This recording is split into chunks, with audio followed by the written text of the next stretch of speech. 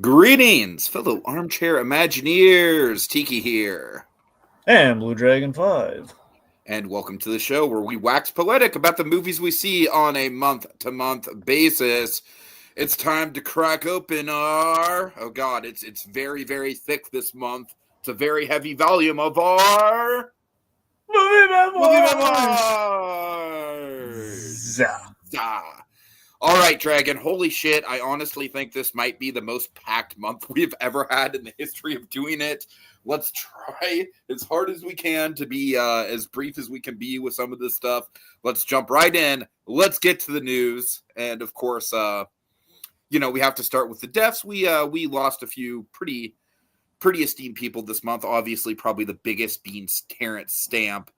Dragon, I'm very familiar with Terrence Stamp, obviously from Zod, but do you know a lot about him outside of Zod? Because I gotta say, I really don't, unfortunately.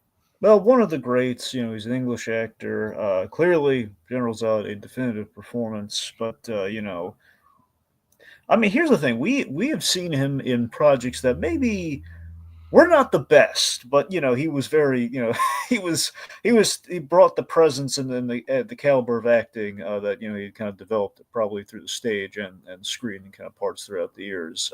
As far as the Superman stuff goes, it's a definitive performance. Just he brought the ego, he brought the presence, but also bit of comedy. He brought just that bit of just as kind of like he's just. The whole Neil before Zod thing has become like a big meme in the nerd community. Well, sure, but also you had a lot of between both versions, between the Donner version, the Richard Lester version. Lester leaned more into the comedy, like the whole Planet Houston thing, But look, Donner did have a lot of contrast with Zod in contrast with Lex Luthor. So he was a great kind of lightning rod for comedy in that regard because he just played it so straight and so deadly, but again with that menace. And it really came full circle in a big way. Where by the time Smallville rolls around, which obviously was a lot to Donner Superman, he ends up playing Jor-El. Nice. Yeah, it went from Zod to Jor-El. But as far as the other stuff that you and I kind of know him from, beyond Superman, Haunted Mansion. He was the butler in Haunted Mansion. Of course, that's probably a big one for sure. The big one for me too. Diaz is also citing Yes Man, Get Smart, Elektra. There goes all my insight, so thanks for that. Well, I'm sorry. The comments are ahead of the game with you. Yeah. Let's see. We also got The Adventures of Priscilla, Queen of the Desert from 1994, according to Little Blue. So, yeah. Yep. All right. No, but obviously, obviously a big icon of the film industry. He will be missed. Mm-hmm. All right. Next up, and you're probably going to have to take the lead on these next three. Jerry Adler. Honestly, Dragon, to me, the most interesting thing about Jerry Adler, he's certainly a character actor who's done a bunch of stuff late in his life. But the most interesting thing to me about him is that he produced some legendary Broadway plays, my friend. This guy produced My Fair Lady. That's a pretty big name in the Broadway community. Yeah, that I was not familiar with. I just saw it on his Wikipedia, yeah. I'm sure you probably mostly know him from Sopranos.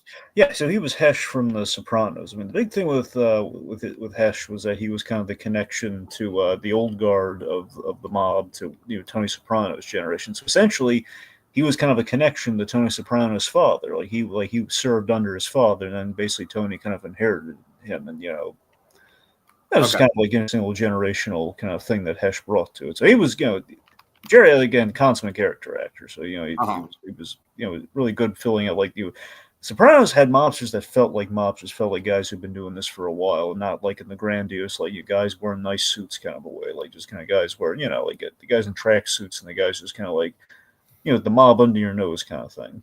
Right. The mafia doesn't really advertise.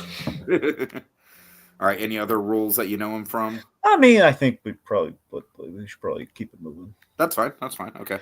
All right. Scott Spiegel. From what I looked up about him, he's a big producing partner and one of Sam Raimi's longtime friends. Yes, so Scott Spiegel, this was a very sad and shocking loss for me. He was very much, it was great long-standing pals with Sam Raimi and Bruce Campbell. I mean, you could argue who's like the third stooge in like Sam Raimi's merry band because they always saw themselves as the three stooges. I think at its core, it's Sam Raimi, Bruce Campbell, and Ted Raimi. I think those are really the three stooges. Like those are like kind of the. But then you can make an argument for Rob Tapert because the Evil Dead films, and then you have Ivan Raimi. So, but Scott Spiegel was like it's like Brad Bird's crew. You have like the crew of like Sam Raimi's very close knit, tight, like the creatives, the collaborators that really kind of make his stuff pop. And Scott Spiegel was absolutely one of those. Not only was he a producer, Tiki, but he was very, very important writer. He wrote Evil Dead 2. Right, yeah. Not So only definitely, that, definitely an influential name as far as 80s horror cult films. so here's a big reason why he wrote Evil Dead 2. At least, well, maybe not big reason, but at least because he'd been writing with Sam Raimi before this point. But I think something that kind of helped inform a major gag, a major plot point in Evil Dead 2. He wrote and directed the short film that Sam Raimi had worked on with him. Called, I don't know if it was like a college thing they did or not. It was just kind of a short film they did called Attack of the Helping Hand. Now, Attack of the Helping Hand was like a parody of like the Hamburger Helper mascot, like little hand.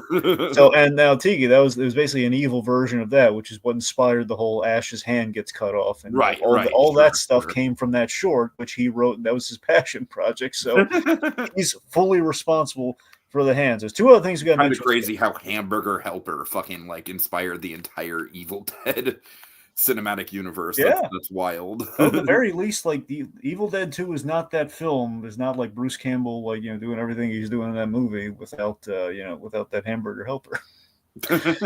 but the two things we gotta shout out. So there's a running tradition in the Sam Raimi films. I want to say, I think I looked it up. I did like a little kind of an overarching kind of little quick look up. I think Sam Raimi might have actually coined it, but at least made it popular again. Like in Hollywood, there's kind of a term called a shemp, like a shemp actor, which essentially is what Ed Wood did with Dracula, with Bela Lugosi's character in Plan 9 from Outer Space. Basically he, the actor died or is unavailable, so you get a fill-in, like the dentist, to the chiropractor dentist. But the point being, you have that guy, Dr. Tom, fill in for Dracula, but fill in for the Bela Lugosi character with the old Dracula home movie footage. Got it. So essentially, it's when you don't have access to the actor and you kind of have someone filming in their place for no credit or anything really. So that's what they call a fake shemp. Shemp being like the forgotten stooge. And Sam Raimi and Bruce Campbell, they loved the Stooges, so that was kind of like what their term was. So Spiegel was one of the many shemps, what they call shemp acting. Everyone in a Sam Raimi production has done shemp acting. So he was like one of the great shemps, and of course, here's the reason we all have seen this guy. Okay, here's the reason we can never forget Scott Spiegel. He was the man who took that slice of pizza in Spider-Man 2. He was that's him. God. He took that guy's slice of pizza. Well, not the guy who points it out. He's the guy who actually tries to take a bite of it, and then Spider-Man that's him. That's Scott Spiegel. So he's the one who's like on the rooftop when the pizzas are there when he saves the kids, and he's about You're to right. That alone does kind of cement him into cinematic history. And really nicely at the very, one of the last things he did, popped up as a shemp in Doctor Strange 2. He was one of the voices of the many souls of the damned that I think made the cape for Doctor Strange, like one of the very Evil Dead inspired Dead Strange. I want to say he was one of the souls, either that or one of the monsters that tried to kill Christine. But yeah. Okay. All right, and finally, Graham Greene, from what I can tell, best known for Dances with Wolves, very distinguished Native American actor, had a lot of Native American roles in the 90s. Yep.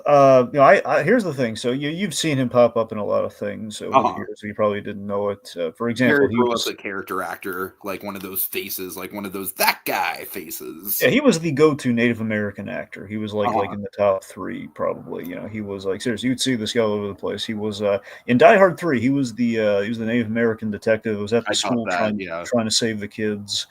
And just again, wonderful character actor. The last thing that we saw him in, at least I think, did you ever watch Echo? you know what? I know what role you're talking about. I didn't get all the way through it, but I can picture him in that show. Yeah. So he played Scully, who was kind of a paternal kind of like, he wasn't like a grandfather per se, but it was like the uncle's family. So essentially, he was Scully. And so that was the last thing we saw him in. He also popped up in Tulsa King as like one of the Native American, kind of like bosses that really kind of basically. The Sylvester Stallone character had to kind of wheel and deal with the Native American, kind of crime syndicate in Tulsa King, and he was one of those members, I believe. Yeah. All right. Okay. So yeah, on to some news. Okay, let's see. Just getting to comments. Little Lou says, "Pizza time." Also, let's not forget that Terrence Stamp was also Chancellor Valoran. In episode 1, like the fabric. Let's see. Keeper Colby says Red Dead 2 as well. I'm assuming referring to Graham Greene. Okay, cool. Okay, let's go ahead and move on to more news. Keep the train rolling here. Jimmy Stewart biopic with KJ Apa. Well, golly gee willikers, Dragon. That sounds like a swell idea. Yeah, this could go either way. Jimmy Stewart. Yeah, or more knots. Honestly, I saw an improv comedy show where one of the running themes was people doing Jimmy Stewart impressions, and I was like, I never realized how close Jimmy Stewart is to Don Knotts. They are kind of cousins as far as impressions go. Yeah. Okay, of course. Yeah, I think a Jimmy Stewart biopic just makes sense. I'm honestly kind of surprised there hasn't been one by now. It does. I would definitely, yeah. I mean, I think it. I don't know. KJ Apa. I don't know. What do we know KJ Apa from? KJ Apa is Archie in the Riverdale show. That's right. You told me that before. Yeah. So I don't know. I mean, it's like, has he had a lot of like big dramatic moments? I imagine not. Riverdale. Well, okay. Well, that's too many dramatic moments, Tiki. That's the problem. Okay, look. I want KJ Apa was not what was wrong with Riverdale. Okay, that kid was good. He was a solid Archie. He was a good white hat, so to speak. I mean, look, he's a good actor. I mean, a part of it's almost like the Bond thing. I kind of wonder if, like Jimmy Stewart, maybe we want an all-American actor, but maybe I'm splitting hairs on that one. But I mean, look, KJ, I see why they would want KJ Apa. I mean, he kind of, he would have, like, for a young Jimmy Stewart, you want kind of like, again, he played like fictionally the All-American, the Richie Cunningham before there was a Richie Cunningham. That's essentially the character that he played. So if you're going to cast anyone in theory to play like the, the one of the All-American boys of cinema, it would probably be that guy. I get it. I don't know. It's, I guess Jimmy's directing this. I don't think we do. At least I'm not sure. I think a lot of my excitement level is probably going to come down to that, if I'm being completely honest. Yeah. Anyway, but I mean, look, a Jimmy Stewart biopic, I won't say no to that. I'll give KJ Apa a shot. I mean, why not? I mean, the kid's got talent. All right. Okay, but this news I am stoked for.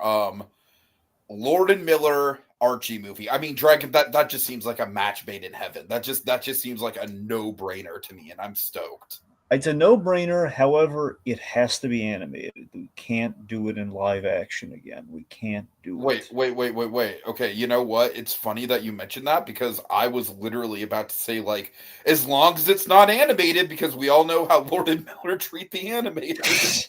No.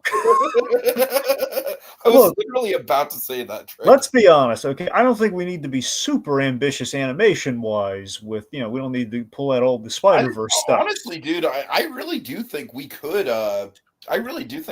do a live action as long as it's cast well. I mean, and as long as the tone is there. I don't know why not. I don't know. It just feels like we already kind of like we tried Archie in live action, we ran into the ground, and it just feels like I think we burned that bridge. I don't know. It just feels like.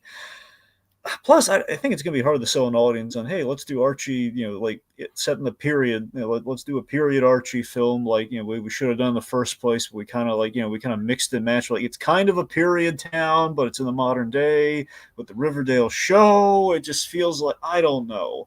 I feel the opportunity to do that has passed us by. There was a time to do it.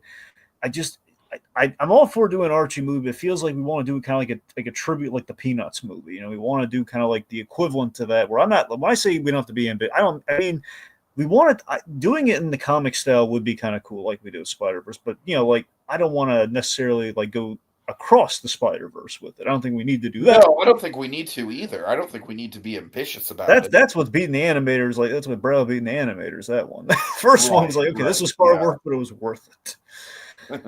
But yeah, it's I do worth it for some of the animators working on that film. I'm saying the first movie. Okay, the second one's what killed them. Yeah, we'll see. Okay, the second one was like we got to be. I'm honestly not convinced that we're ever going to get a third one. Look, anyway, let me ask you this. Okay. Multiverse of Archies. Do you think we're doing that? I don't think we need it. I mean, I think it'd be a fun idea maybe for a sequel, but I don't think we need it. Like, I don't think there's enough material there. Well, that's the thing. There actually is a lot of material to it because you have like, you know, Archie.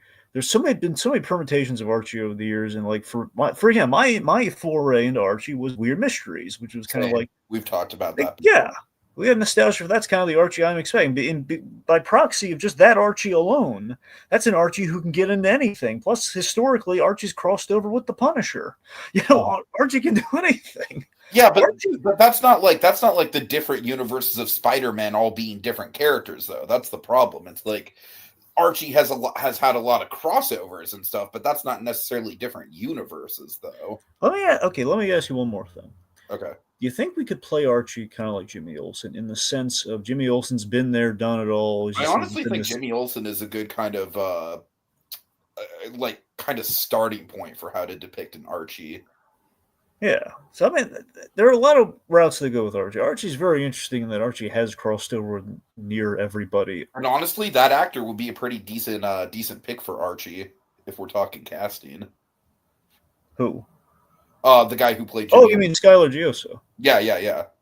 I'm butchering his last name. I'm just going with like the closest sounding thing I can think of in the moment. By the way, that guy. Yes, the one. Yes. It's not a bad idea, but then again, people are going to say, "Oh, he's just doing Jimmy Olsen." Have you looked at him? I mean, it's kind of his thing. All right. Okay. So yeah, I mean, I'm all for it, but I think it's funny that we have a disagreement over if it should be live action or not, though, because I'm very much in the look. If they announce it's live action, I'll give them the benefit of the doubt. By the same token, it just feels. I don't think commercially that's going to be viable for them to do it in live action. If it's Lord and Miller, though, I mean, I would agree with you if it wasn't Lord. You could say the same for animation. Guys who brought Spider-Verse. I'm sold. I guess maybe I just want another Lord and Miller live action movie. Anyways. Okay, let's get into trailers. Sherry and Lamb Chop. Sherry? It's Sherry. Yeah, no, it's Sherry. It's just spelled weird. I want to say it's the Jewish spelling of Sherry, but anyway, yeah, it's Sherry. So I don't really have a lot to say about this other than like it looks super wholesome. It looks like basically a spiritual successor to Won't You Be My Neighbor in a lot of ways. Oh yeah. I always remember the time Sherry Lewis appeared on The Nanny, and it was hilarious. Nice. So I don't know if they're going to use that clip, or that'd be great. I imagine, given The Nanny is very much in the lexicon, they think they would probably at least throw a clip there. But regardless, I'm down for a good documentary, especially like something about kind of this, because I want to say Sherry and Lamb Chop, the way it worked is that they spun off from Captain Kangaroo into her own kind of form of celebrity, which could be interesting. Sure. So I saw the trailer. I was like, oh my god, I'm so sold. I can't wait for it. Yeah, I mean, it definitely, like I said, like just hitting on the social themes. I did not know that it was. It's kind of one of those things, a lot like Mr. Rogers, where it's like you almost kind of take for granted how influential it was unless you were there. You know what I mean? Oh yeah. So, okay, next up, Play Dirty. This is the new Shane Black movie. Dragon, I gotta tell you, I'd be a lot more excited for this thing if it wasn't an Amazon Prime movie. It being an Amazon Prime movie very much kind of like leads me into like, okay, is this going to be just like, I don't know. I'm having Gray Man PTSD with this one. I'm of two minds with exactly the point that you're making. Okay, because on one hand, this thing, like any Amazon film, is going to live or die by the runtime. If it's long, it's doomed. Yeah. Okay, and I can even see it in the trailer where it would be doomed. I'm giving it the benefit of the doubt because it's Shane Black. But think about this, okay? If again, we've seen like okay, it's a caper. We're kind of every time we tease a caper in one of these Amazon movies, like the big third act, it's either going to get extended and overly CG or like or at least a third act on a TV movie budget, which is usually what happens. So I'm hoping with Shane Black, he's going to either work that to his advantage or it's not going to be a problem. But again, runtime I think is going to really cast the shadow of doom on that or not. But here's the thing I found out about it that got me really excited. I completely forgot. Okay. So I found out not only Shane, everything I saw was like, okay, it's a new Shane Black movie, the usual hallmarks of that action movie set at Christmas, Shane Black to a T, smart dialogue, good stars, very much the nice guys. What's wrong with that? Sure. Here's the thing got me excited. Apparently, it is adapting the Parker books. You remember the Parker books, don't you? I can't say I do. So there's a novelist named Richard Stark. His real name was like Donald Westlake or something, but he essentially Richard Stark. He wrote these like crime novels called Parker, and they've been adapted over the years in a few different movies. I think Jason Statham he did one. Darwin Cook did a graphic novel version of it, which was fantastic. So the point being, it's very much kind of like the Mark Wahlberg character is the Parker character. So that's I completely missed that on the first watch of the trailer. So that's point being, it's coming from a high pedigree. I forget if Parker was just kind of like he was a PI or he was kind of like. I mean, that's cool, I guess. I mean, I don't really have much of an attachment to that, but I think what worries me about this Dragon is not only is it it has the look of a straight to straight B movie, and honestly, not a lot of the gags in the trailer really did much for me, if I'm being completely honest. Like, there's some fun line deliveries, don't get me wrong. I mean, Mark Wahlberg is always enjoyable. But I just don't know, man. I just don't know. If I don't hear good things about this, like if the reviews just come out being mid, I might just fucking skip this. But we'll see. I mean, I am a big fan of Shane Black, so it's not like I'm not, but he gave you Kiss Kiss Bang Bang, and you can't even watch his new movie, really. Dragon, my time is valuable. Oh, well, your time is valuable. There we go. Well, you know what I'm doing with my time nowadays, Dragon?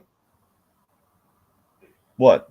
I'm trying to break into stand-up comedy. Hey, segue! Much like Will Arnett in Is This Thing On? Dragon, I gotta tell you, this trailer fucking sold me, man. I knew this one was going to sell one of my most anticipated of the rest of the year after this trailer, man. Like, what I really hope this is, and I don't think it's going to be quite this dark, but with the anxiety-inducing nature of, like, especially the first bit with the light dragon, and then they capture that moment when you first get on stage. Like, they capture that anxiety so fucking perfectly. I want this to essentially be the stand-up version of Whiplash. That is my hope for this movie. Yeah.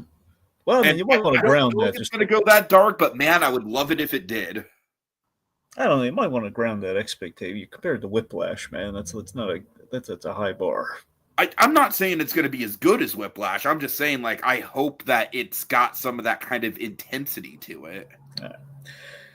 Yeah, but Will Arnett using stand-up to process divorce, it looks promising to say the least. I think he's like perfect for that. Again, I think it brings it kind of has like that. Just like guy walks up on stage, just talks about his life, and he gets laughs, and it's kind of like that's how the comedy starts.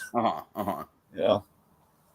So yeah, very much looking forward to this. I hope it doesn't disappoint me like Saturday Night did last year, because that was one of my most anticipated in the second half of last year, and it's fine. It's not a bad. Well, a biopic brings expectations. It's just Saturday Night is just not. Actually, with Saturday Night, it wasn't even the biopic element. It was that disappointed me. I actually thought they did the biopic stuff good. It was just the whole like they did not really commit as much as they could have to the real-time element. Because Dragon, once he leaves 30 Rock and we do that whole detour with Belushi and the ice rink, the real-time element, the realism of that just goes out the window. That's my big beef with Saturday Night. Right. Anyways. Oh, okay. Little Blue says Aaron Burns is directing the Jimmy Stewart biopic, and I do not know who that is. Okay. Wait, Colby says it's being put out by a religious studio? Oh, man. Wait, what's being Oh, put out? But what's being put out by a the Jimmy religious? Stewart biopic, I assume. Oh, well, oh. That's not good. That's not good, Chief. How do you know that's the one? What? How do you know that's the one? I assume it's what he's talking about, just because, like, if we're going in the timeline, Little Blue commented about it, like, right afterwards. So, Yeah, it'd be I hilarious. mean, I assume that the Archie movie isn't being put out by a religious studio. Wouldn't it be hilarious if Play Dirty was the religious? Oh, no, it's Amazon, so it's not the case. Oh, man. No, honestly, Colby, now that you point that out, my interest in the Jimmy Stewart movie has automatically plummeted. Thank you. How was Jimmy Stewart religious? Probably, but that doesn't mean I don't like Dragon Angel Studios is like one of those studios I just straight up avoid. So. Well, okay, well there we go then. See, in the time Tiki thing, in the time you're gonna save not watching the Jimmy Stewart movie, use that time to watch Play Dirty. Fair enough. Fair enough. Okay, I guess that's a deal. I guess that's there. You go. There's your time saver there. You could try. You can try your darndest to make people laugh with the other time that you've saved. All right. Okay, so speaking of laughs, Only Murders in the Building, season 5. Yeah, it looks all right, Dragon, but like I don't know, I don't have a lot of faith in this show after the last season. I thought the last season was kind of a bit of a dud, so we'll see. Remind me of some of the guest stars, though. I know we have Keegan-Michael Key. That interested me. Remind me of some of the others, though. Well, it's a very mob-centric thing this season. So we have Bobby Cannavale. Bobby Cannavale. That he's probably the one I'm most excited about. Téa Leoni, who, by the way, a little fun fact, cross-promotion for other show. Téa Leoni recently got married to Tim Daly this year. Nice. Yeah, so yeah. Anyway, I'm trying to. Well, we brought Nathan Lane's going to come back, so we have like a lot of sense. Which, of course, he was like one of the best parts of Only Murders. So bringing him back is definitely top tier. Some other names as well that kind of escape me at the moment, but we're going to have. I'm just blanking on who else right now, but yeah, it's looking good. You know, if my mom hadn't called me at the wrong time, I could have actually watched the trailer again. Thanks, Mom. Well, way to throw your mom under the bus. I'm just saying, it was a very inconvenient time to call me. Well, yeah. All right. Yeah, boo on her for loving her son, right? No, she was calling to bitch about my dad, so, you know. Well, still, I mean, who else could she tell about that? Nah, her friends. Does she have friends? Yes. Okay, I'm surprised by that, but okay. So, Jesus Christ. Anyway, so because she's my mother? No, I'm just saying she just doesn't seem like the type to have friends. You don't know my mother? How the fuck can you painted a very detailed, accurate picture. I don't know. Are you talking about the roast I did? Yeah, pretty much. Okay. Anyways. So, okay, the point being, it's I don't know. The casket. What did you think of the casket gag, real quick?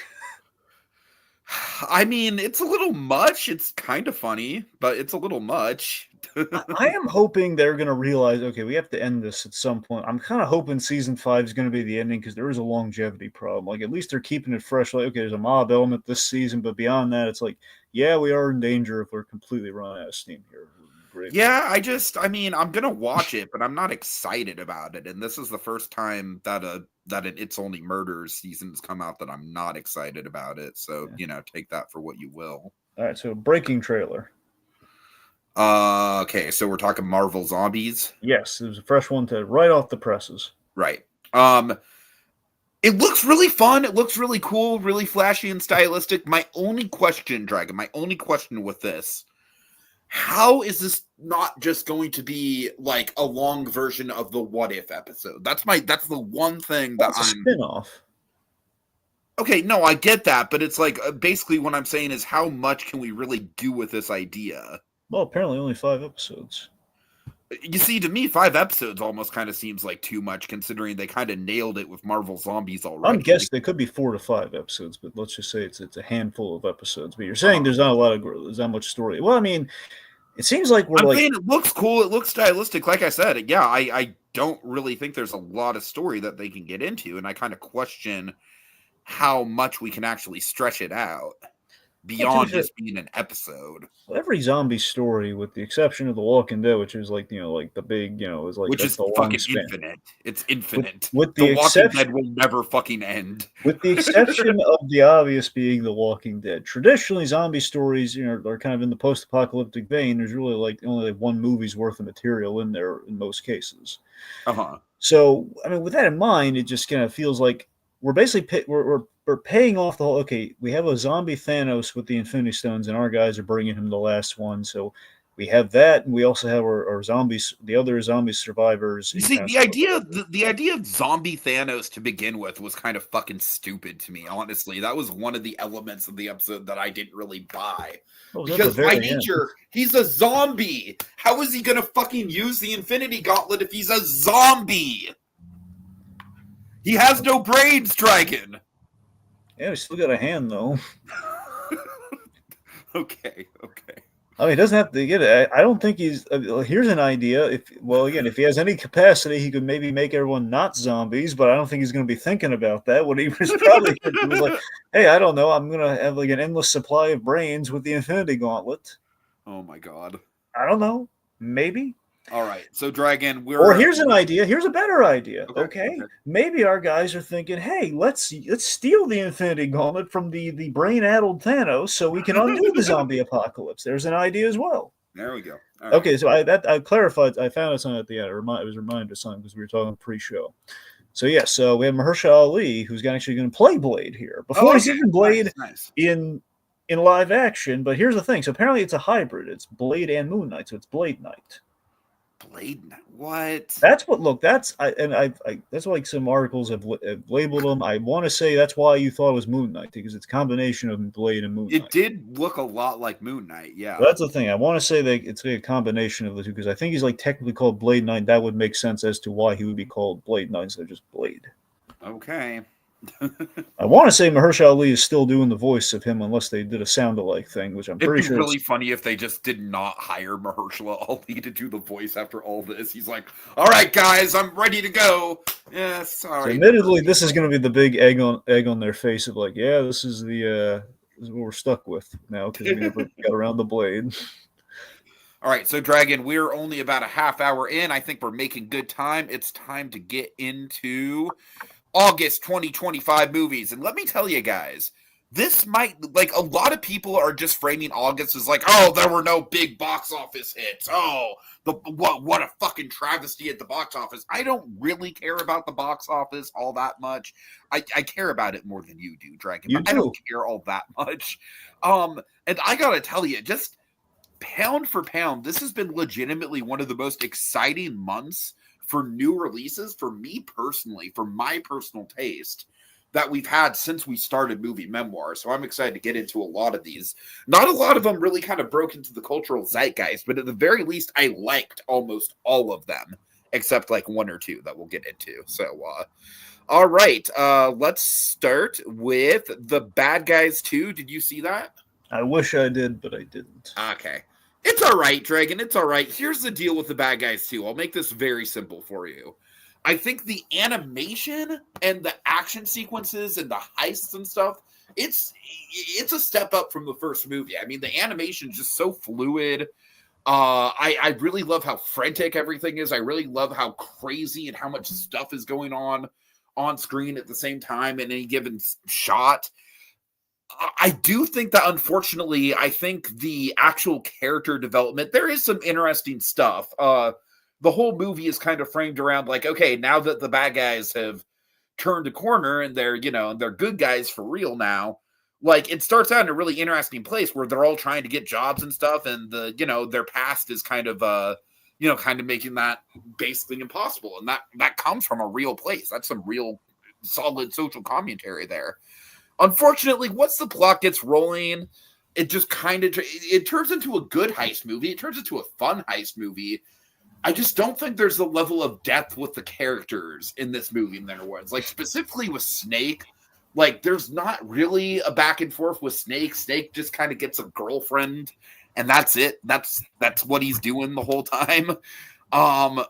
So I like the movie from like an action sequence point of view. I don't think the villain is as memorable as Marmalade was. Marmalade does come back though in a Hannibal Lecter kind of role, which is really fun. Did they put him in The Mask? I don't remember. I think they might have. Okay, I have one question about this movie. Okay. Did they get the car back? I don't think so, because they actually start with a really they start with the flashback of how they got the car. Yeah. They start with the flashback, and then it cuts. It cuts to like Wolf in like a really shitty, beat up car. Yeah, I know. That's it's a really good cut. That was in the trailer. Yeah, it was great. So he never got the car back. Not that I remember. No, but this movie throws a lot of shit at you, though. So if anyone does remember if they got the car back, because I saw this movie at the very beginning of the month, and I saw a lot of movies after that. So, yeah. All right. Okay, next up we got The Naked Gun. Just, Dragon, I literally gave this movie a 10 out of 10 on the comedy front. I mean, this is like a revelation when it comes to... We haven't had just a laughs per minute comedy like this in theaters in a long time. It was a wonderful film-going experience for me. I loved it. So I was looking very forward to this, ever since I heard Seth MacFarlane pitch the idea on like one of the commentaries. I think it was for TED too. He pitched the, he pitched this, and I was like, oh my god, I would love for him to make that movie. I never thought it was going to happen. Then recently I was saying, oh my god, they're making the Naked Gun movie. So, oh my god, Seth MacFarlane's name is attached to this. It's actually happening. I mean, Liam Neeson he is so fucking perfect in this role, man. He is so perfect. Oh yeah. So again, if anything really good came out of A Million Ways to Die in the West and Ted 2, it was that Liam Neeson, but was around Seth MacFarlane's orbit, and we got him for this. And Liam Neeson is kind of on the same trajectory that Leslie Nielsen was back in the day, which is kind of wild. So here's the thing. So there's one regret about this movie. It has nothing to do with the movie. It's like behind the scenes thing I found out. It's not that detriment or anything. It's kind of a shame. It's a shame that I heard David Zucker, per the Hollywood system, he kind of got frozen out on this. And it was like, not a thing where a part of me thinks had he watched the movie, it's too painful for him. He tried doing the trailer. There was a gag in the trailer. And honestly, I felt a unique connection here. I found out the gag that he didn't like in the trailer was the same gag that there's the only worrisome thing in the original trailer that came after this that kind of made me a little, I don't know about that. We put him in the little schoolgirl outfit. That was like, apparently that was I think that works really well. Like, I can see how you'd be worried about it. But for me, especially like because I did see the original Naked Gun also this month, I think it fits in line with the comedy of that movie. Well, here's the thing. So, in context of the movie, I think it works a lot better because we're not like drawing the emphasis that the trailer did. I think that was what the problem was. But David Zucker basically kind of threw out there, and I kind of agree with after I rewatched all three of the originals and everything to kind of like see what he's talking about. Not just because of that, because I was doing it anyway, but basically like Leslie Nielsen, you never put him in a silly outfit. You never really made him like full on like you never. Not that we didn't put him in outfits. We didn't put him like in a really over the top kind of silly outfit just for the sake of like a gag. Sure. But again, to be fair, like aside from that one time, we didn't really do that again. So it was like only for a comedy reveal gag. And again, the end result is not like the worst joke. Regardless, though, it's still a shame that they didn't really like loop him in or like ask him like, hey, would you like to do it and that kind of stuff. So, but all that said. Liam Neeson's flawless. I love that it's like a quasi sequel because he's like Frank Drebin Jr. grown up, which is one of my favorite elements of it. I love the first joke of the movie is the plot device joke, and it's not even like a Liam Neeson dependent joke. That set the tone so well for me. Like, okay, we're in good shape here. This is following the Zucker brothers kind of, Sure. Zucker formula. The only grievance I have, and this is not really even. This is basically this criticism is like saying it. The movie's too funny. It's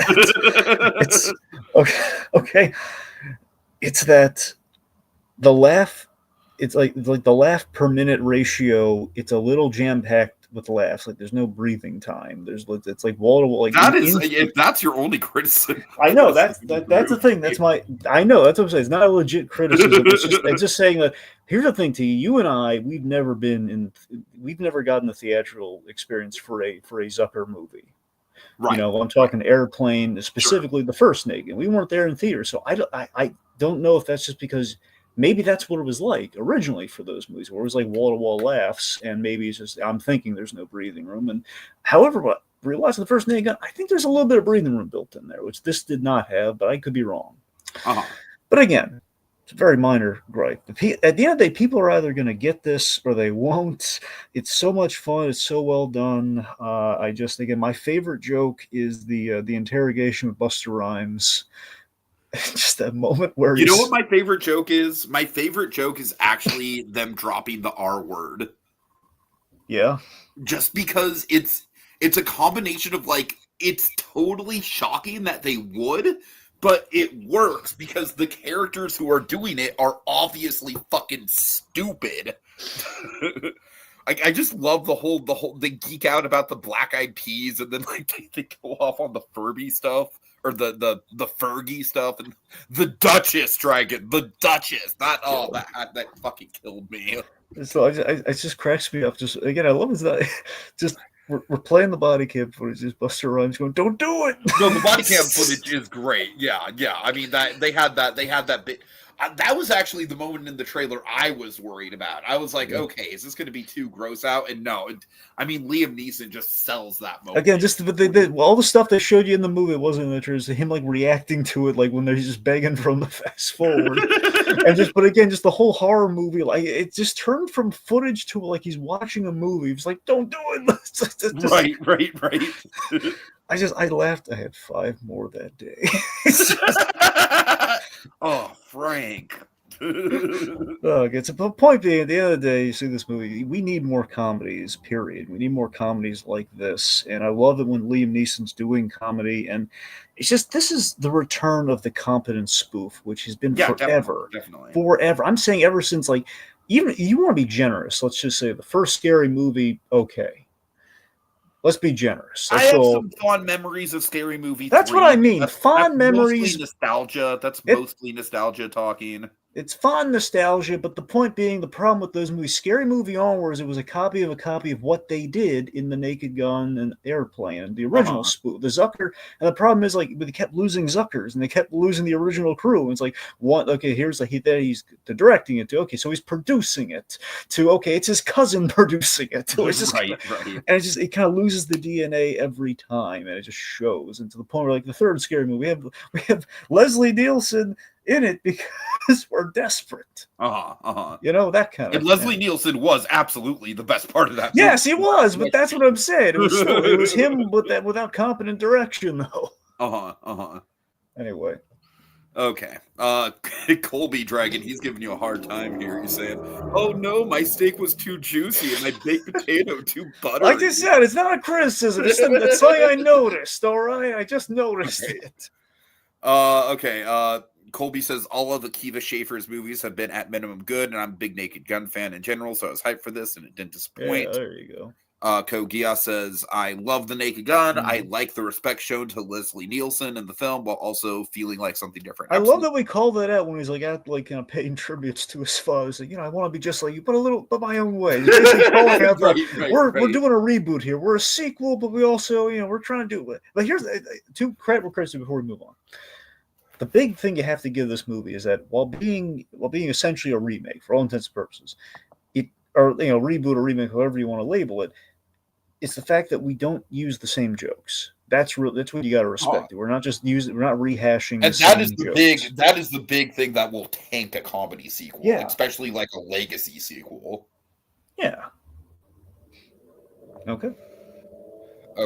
All right. Let's see. Also, Dragon, you need to see Popstar, man. I know it's not really your thing, but that is a fucking masterwork of parody. Like, if you want a good satire, like that is, I honestly think Popstar might be even funnier pound for pound than The Naked Gun, which might be a detriment to you, Dragon. You're like, oh no, not more laughs. Anyways, I'm surprised you didn't bump up against this either. By the way. All right, so Weapons Dragon. First of all, I want to give Weapons a lot of credit. Like, it was #1 at the box office again this past weekend. I think that's incredible that it dropped off for a couple weeks and now it's back in the #1 spot. You know what else did that? Sinners. You know what movie I think can compare to Sinners as far as quality this year? Weapons. This is absolutely one of my favorites of the year. Dragon, it's probably not your thing. It's probably too horror centric. I definitely think Sinners. I think Sinners, you could handle Sinners. I really think you could. but this is maybe a little too extreme, but it's so good. Dragon, it's told from different perspectives. It's got that really intriguing hook where it's like the whole class of yes, Kogi, yes, we will be covering Superhero Rewind, the movie. Make no mistake about that. I have not watched the whole thing yet. I'm kind of going through it in chunks, but Dragon has. But yeah, the premise of like it's got such a great hook of like a whole classroom full of kids just disappears from their houses in the middle of the night. What happened to them? It's told in this way where each character kind of gets a chapter, and you're seeing like different events from different perspectives. Josh Brolin is really great. He plays a father who, his son was one of the kids who disappeared, and he's clearly like just wrapped up in the whole thing. Basically playing citizen detective. The Silver Surfer from Fantastic Four. I forget her name, Dragon. I'm terribly sorry, but she plays one of the main characters. She plays the teacher of the class that went missing, and her whole thing is that all the town is basically like kind of pigeonholed her into being responsible for it. So she's kind of like a pariah, and she's kind of navigating that. The whole cast is great, and it builds to this crescendo that can only be described as pure cinema, Dragon. Pure fucking cinema. And for as cool as that climax is, Julia Gardner, thank you, Colby. For as cool as that climax is, the last line of this movie, it's a line that's basically a piece of narration. It chills me to the goddamn bone, and I think it's such a fucking perfect last note to go out on. So like, it's got this like wow moment of a climax, but then it's got this last line that just fucking chills you and brings you down to earth, and I love it. So one of my favorites of the year. It'll probably be in my top 10. It's just purely original. As Colby's pointing out, Colby, I probably liked Barbarian a little more than you did, but Barbarian is not a rewatchable movie. Like, all of the tricks in Barbarian kind of lean on sort of the whole like Ryan Johnson, like subverting your expectations thing. This, on the other hand, this is the complete opposite. I think this movie plays better on a rewatch when you know what's going on, because it definitely is a mystery. And once you get that mystery, it's really satisfying to watch it a second time, and like all the pieces really fall into place. So yeah, really, really terrific movie here. All right. Okay. Nobody two. Did you catch this, Dragon? Yes. Okay, good. I'll let you start. Yes, of course. I love the first Nobody film. So because of that, I was very sold on the sequel. Not only just because we love Bob Odenkirk on this channel, but we stand Bob Odenkirk on this channel. That's true. So I had a really promising trailer, and just looked like something fun and for the summer, especially a good way to close out the summer. So I wasn't expecting it to top the first one in my heart of hearts, but plus it's a sequel to essentially what is, for all intents and purposes, kind of standalone, like one and done movie. But you could always say about a lot of action franchises. This was a lot of fun. It lived up to what I wanted it to be. There's a lot of mundane style to this action franchise, and like taking the family on vacation absolutely hit that. We really, and this is what I think Odenkirk really strives for in these movies. He hits on like the relatability and just kind of the realism in here, where like we really hit on the universal experience of a family vacation. And what Hutch is trying to preserve. Like, you're really in line with like, okay, he really wants to give his family a good vacation. He's been a lot happier in life, but again, what he's been getting back into the swing of things after everything happened in the first film, it is taking him away from his family, and he wants to remedy that before he misses them grow up. So it's again, we're taking the universal kind of like the struggles of a father who's working hard for his family, but in doing so, he's missing out on the joy of that experience, and he's trying to set that right. So again, I love that, and that's probably something that Odenkirk's probably dealt. But again, he likes to infuse a lot of his real life experiences into these movies in places. Nobody, again, the whole home invasion thing, it's from Odenkirk's life.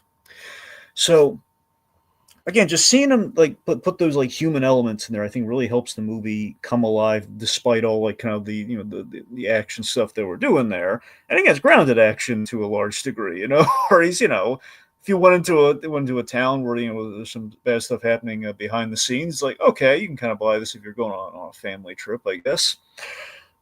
It went a little broad with the Sharon Stone stuff in place. Yeah, for sure. It did. But I mean, look, it's fine. I mean, look, we go a little broad with the villains in these anyway. I mean, I think we went broader with her than you. Yulian was like a nightclub owner, so I think it made a little more sense with him. Her, I do love. I love the casino the meta casino joke with her. The idea, okay, this is what happens if she did run that casino. Uh-huh. But yeah, I will admit there's one bit in this movie personally I would have lost. I don't think the movie needed to lose it. I don't think there's anything wrong with it and how they did it. It's just for my own proclivities. It's one of my phobias. We do a bit in this movie. It's like, oh no, why did we do that? That wasn't the mark. Oh no, I'm not prepared for that. And like we did. It's like a 1-2 punch. Like we do the removal, and then it's gone. And the moment where it's gone, it's like there's my phobia. Oh god, right there. Oh god, that's and we did it, and we did it with Odenkirk. No, but again, not no. In a way, it's a detriment to the movie. Just like I said. I love Odenkirk, kind of being able to having great success in kind of like a franchise post, Better Call Saul like this, and he's having fun with it, and it feels fun. I mean, look, I'm not just gonna say run into the ground, but I mean, look, if he okays like another one, I'm absolutely gonna see it. Yeah, I mean, I think this movie, like, basically, my feelings on this movie are like, honestly, pretty straightforward. I think that. I think I like the action and the set pieces in this movie a little bit more than the first movie. But that being said, I think that I like the story of the first one better, because the story of the first one definitely has that arc. But Dragon, I mean, I obviously, like, I'm a sucker for, like, the rundown theme park aesthetic. So I like that element of the movie. So the third act was a lot of fun for me. I mean, the third act of this movie is like, by and large, a lot more engaging for me than the finale of the first one was for me personally. So I had fun with it. It's not going to be like a top tier of the year or anything, but it was a solid little movie. Good little August movie. Colby says movie was really good until Sharon Stone. Yeah, Sharon Stone was a little bit much. I can say this for both Nobody films, but two, I felt really reassured because they had a different director on this one, so things were not as guaranteed as they were in the first one. Uh-huh. I love that we kept the needle drops relative, kind of in the same kind of flair, for the needle drops, very kind of like stuff that your dad would listen to, which is what it felt like. Yeah. Which that's the whole point, I mean, I really do think the Nobody movies are kind of like shaping up to be like the ultimate dad movie. Yes. That's the thing. And that's kind of what Odenkirk's doing with these movies. Is he's a father. He's basically doing the action films that that reflect his demographic. Mm-hmm. Which is awesome. Okay. So Dragon, the next 3 on the list, I'm assuming, are all things that I've just seen, right? Let me Freakier Friday, Caught Stealing, Toxic Avenger. Well, no, I saw Caught Stealing. You saw Caught Stealing? Yes, really? I saw Caught Stealing. Yes, that's why it's like it's why we ping ponged them. Yes. Out of the three on that list, that is the one that I would have not thought you would have seen. I couldn't get anyone to see the Toxic Avenger. All right, I went with Caught Stealing. Okay. I'm just saying, Caught Stealing is not the type of movie you usually go to theaters for. So, all right. Anyways, respect. Well, now I'm regretting my life choices. Thank you, Tiki. Okay, so Freakier Friday, Dragon, this is easily the worst movie that came out as far as new releases this month. Oh, really? You went into Freakier Friday and you expected it to be good. No, I didn't. You know what? I literally only saw this movie because I was in Santa Rosa between 2 different, like, open mic things, and I had, like, a couple hours to kill, and the movie theater was right there. Guess what movie was playing? And you wonder why you don't have time for things. So, I mean, all I can say about Freaky Friday is God bless Jamie Lee Curtis. She's trying. She's really trying. She's giving it her all. She's really funny. All the best laughs in this movie are Jamie Lee Curtis. But at the same time, most of the laughs, what you were talking about with whole, like, repeating stuff, it's literally all the funniest stuff in this movie is just Jamie Lee Curtis just doing the Crypt Keeper bit again. Yeah. Like, you don't need to see this movie. Everyone knows this movie is... I'm so glad that Weapons just absolutely curb stomped this movie at the box office. I hated the double body switch thing in the trailer. I just knew, like, this is going to confuse people doing the double. Oh, it did. It confused me. I mean, that's the whole thing. Look, I think this movie would have been stronger if they would have just kept the teenage girls out of it, because, frankly, the 2 actresses playing the teenage girls, I mean, they're doing their best, but they're up against a fucking legend of the industry, and then Lindsay Lohan, who's also, she's doing a good job. She's solidly keeping up with Jamie Lee Curtis. But the two girls in the movie, they are just clearly a class below. And you're right, having all four of them throughout the whole runtime, I was like, wait, who's in whose body? Yeah, it was confusing as fuck, Dragon. You're absolutely right about that. It's a waste of Chad Michael Murray. Totally.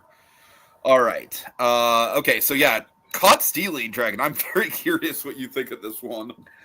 Yeah, so Darren Aronofsky, he's adapting a work of fiction yet again, like as he is wont to do.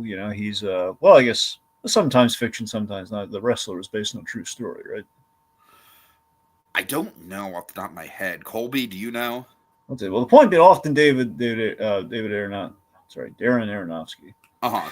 He he adapts. He's adapted plays, he's adapted books. This is actually a book that he's adapted here for Caught Stealing. He did a great job. I thought it was very engaging. Austin Butler, he's got great star powers, great lead. Again, we've seen his leading man potential, which I think we're seeing very great and very different. I think this is like one of the most like straight man roles we've seen from him, but I don't say that in a bad way, because it's like, like stuff like Elvis and Dune Part 2 and even Eddington. He's very much playing an exaggerated character. Here he's kind of more just a straight man, and I kind of respect that. I kind of respect the his ability to kind of pull back the reins a little bit. So, I mean, look, I'm invested, I'm rooting for this kid, and that's kind of what my touchstone for the movie was. I was really invested, like Austin Butler's character in this whole gritty New York in '89 settings. It's a survival movie and a kind of a caper movie at the same time. There's a lot of El Camino in places with this. There's a lot of Albuquerque versus, the whole. A little bit, yeah. I love the cast. The big twist really caught me by surprise with our cast. Let's just say we trimmed down things a little bit. Mm-hmm. They have a few twists and turns. There are some twists I think really work. Some twist I question the logic of severely. With let's say, I don't want to give it away. But let's say with our Russian plot line, we have a twist that I really did not see coming. And as the movie went on, I was like, I'm really questioning the logistics of why they would do things the way they're doing it. Right. I appreciate, though, that Aronofsky, when he did this, apparently, he will get the writer of the original source to readapt their own work, which usually works out pretty well. Which I think here probably worked out pretty well. Still have those logic questions, but Yeah, I think with this movie, for me, it's a lot of fun. It's definitely a more lighthearted. I mean, it's dark in a lot of places for sure, but Aronofsky, he's done some of the most dark and depressing movies, at least mainstream movies of the past, the past 20, 30 years. Stuff like Requiem for a Dream, The Whale, Black Swan, those are pretty fucking bleak movies. This is it's got some dark elements to it, but by and large, it's kind of a crime comedy. They definitely gave me Guy Ritchie vibes, which is going to be relevant when we'll get into my catch-up. But yeah, I do think that it's a fun time. I don't think it's anything that's going to really stick in my head too much, but I will say that I really like Austin Butler's arc in this movie. I really like from beginning to end, the ending. The ending did kind of put a nice punctuation on his character arc. I just think I agree with you, though, that as far as the twists and turns, I just think the movie got a little too ambitious for its own good when it comes to that. It just kind of maybe packed a little bit too much in, when it really could have reined itself in a little bit more and been a little bit more satisfying for it. It's not really impressed me, but also kind of chilled me in places. The brutal realism to the violence, the surprising payoffs, he gets beaten up, but the aftermath of that initial, brutalization is oh my God, when he wakes up in the hospital, it's God, it's a real world beating for you. You never think of in movies. We actually have a real world beating aftermath. I honestly think it's just the big thing. I'm going to coin one of your silly phrases here. It's kind of like that review you're always paraphrasing. It's this is kind of it's a movie kind of a thing, where it was it's that old school. It feels like it's an old school movie. It feels like it's kind of a thing. It's been a while since we've had a true blue. It's on its own. It's someone adapting a book, and it's a compelling movie. That can kind of, I'm saying, it has competent acting. For me, Weapons this month was definitely this is a movie, but well, sure, but that one's still in the genre of horror. Just I don't know. Horror is like a different ball game in a sense, because that's the thing of like, we're in a golden age of horror, and you're just not a horror fan, so I don't know well, what to tell you. look, I'm not disagreeing with you. You're in a golden age of horror. All I'm saying is that I think it's a different conversation because horror is constantly being reinvented, so it's always going to feel fresh and new in terms of feeling like a classic. Though I don't know. Oh, Weapons felt like a classic to me, anyways. Oh, yeah, you also have a lot of recency bias, though. Yeah. Anyway, I will say this though. I do love. We had D'Onofrio and we had Liev Schreiber in this movie. And I love just the idea that technically we have two Kingpins side by side in this movie. Right. I'm still geek out about that. I think. However, I'm going to say this. Okay, one thing I want to get in here about caught stealing. They cut out my favorite part of the trailer, and it really bummed me out. You see, I never even watched the trailer. Yeah, the trailer had my favorite bit in the trailer. I was waiting through the whole movie. I couldn't wait to get to the scene, and the scene played, and they cut it out. It was so bit where they do the matzo ball soup bit, and Liev Schreiber, he's like, Pat, I like this kid. It's like they got rid of that I like this kid bit. But speaking of the whole like I like this kid thing, Carol Kane is a fucking gem in the one. That's what I'm saying. Every other element is in there, but that moment, which would have been the bow on top, man. All right. Okay. The Toxic Avenger. I mean, this is pretty much exactly what you're signed up for, Dragon. It's bloody. It's over the top. It doesn't take itself remotely seriously. Peter Dinklage is really solid in it. He's very relatable. I think he's probably the element of it that really kind of like, kind of elevates it beyond just being a schlocky B movie. Because you really God bless Peter Dinklage, really, just such a good actor. You really do have a lot of heart with his character. Like he really, I love the element of he's a stepfather. He's a widower stepfather, and he's really, really trying like so earnestly to do well by his kid. And it's just like that one element, like all the ridiculous over the top violence and stuff, it's there, but that one element really does ground the film. I really love Kevin Bacon as the villain. Elijah Wood, Dragon. Elijah Wood in this movie is essentially just auditioning to be Oswald Cobblepot. He really is. No, it's a fun time. I mean, I don't think it's going to end up on my top 20 or anything, just because it's not really that substantial of a movie. But I had a blast with it, though. I had a good in-theater experience, because unlike The Naked Gun, which was packed, there was literally like one group in the theater with me, maybe about 6 or 7 people, but they were all like huge Troma fans. So that's the thing. You're going to have the Troma guys coming out of the woodwork. Right. So I had like even though it was like, not a packed house, I had like some really big reactions from the crowd that was there. So that was fun. Anyways. Every year I go to the Monster Mania, there's a Troma booth where they have like people from Troma there. So it's, Yeah. All right, Fixed. Do I dare watch this thing, Dragon? Well, so Fixed, Genndy Tartakovsky's animated film that evaded Zaslav's wrath, evaded being completely pulled. He got a release through Netflix. So it's an R-rated raunchy comedy. I got to admit, a little more so than I initially expected. I knew it was going to be, adult and it was going to be ambitious. I mean, that's the trailer and just the premise, like not the trailer. I mean, just the premise and like the poster alone, like when they announced what Fixed was, it's basically the censor bar over the dogs, So, which I mean, that to me communicated, okay, this is like it's a real world thing. Or okay, well, if the premise of the movie is that, then we would have to get into that territory. But again, through the illogical logic of okay, if we were with a dog, essentially this is tantamount to a dog having. It's kind of the movie itself is more coming of age, but it's kind of a cross between a coming of age and a midlife crisis for a dog. It's like the thing that it's going to be kind of the end of a dog's life to a degree before they get to kind of like the other half of life. So it's kind of like a midlife crisis. So that's what I'm saying. So in that respect, I mean, the cleverness of the idea Genndy was going for, that's what kind of sold me. Like I was interested in the movie, and obviously in the whole like, oh, F Zaslav, we got to let this thing be released, and now it's finally released. It's like, well. So again, love the premise. Not seeing good things about this. Well, here's what happened. So again, I love the premise. I respect what Genndy's going for in a lot of respects, though. It's the execution of the movie, the art style, the 2D animation, their voice cast. I love the song. I love the needle drops and like the music choices. All that's great. All that's like per Gendy, what you'd expect.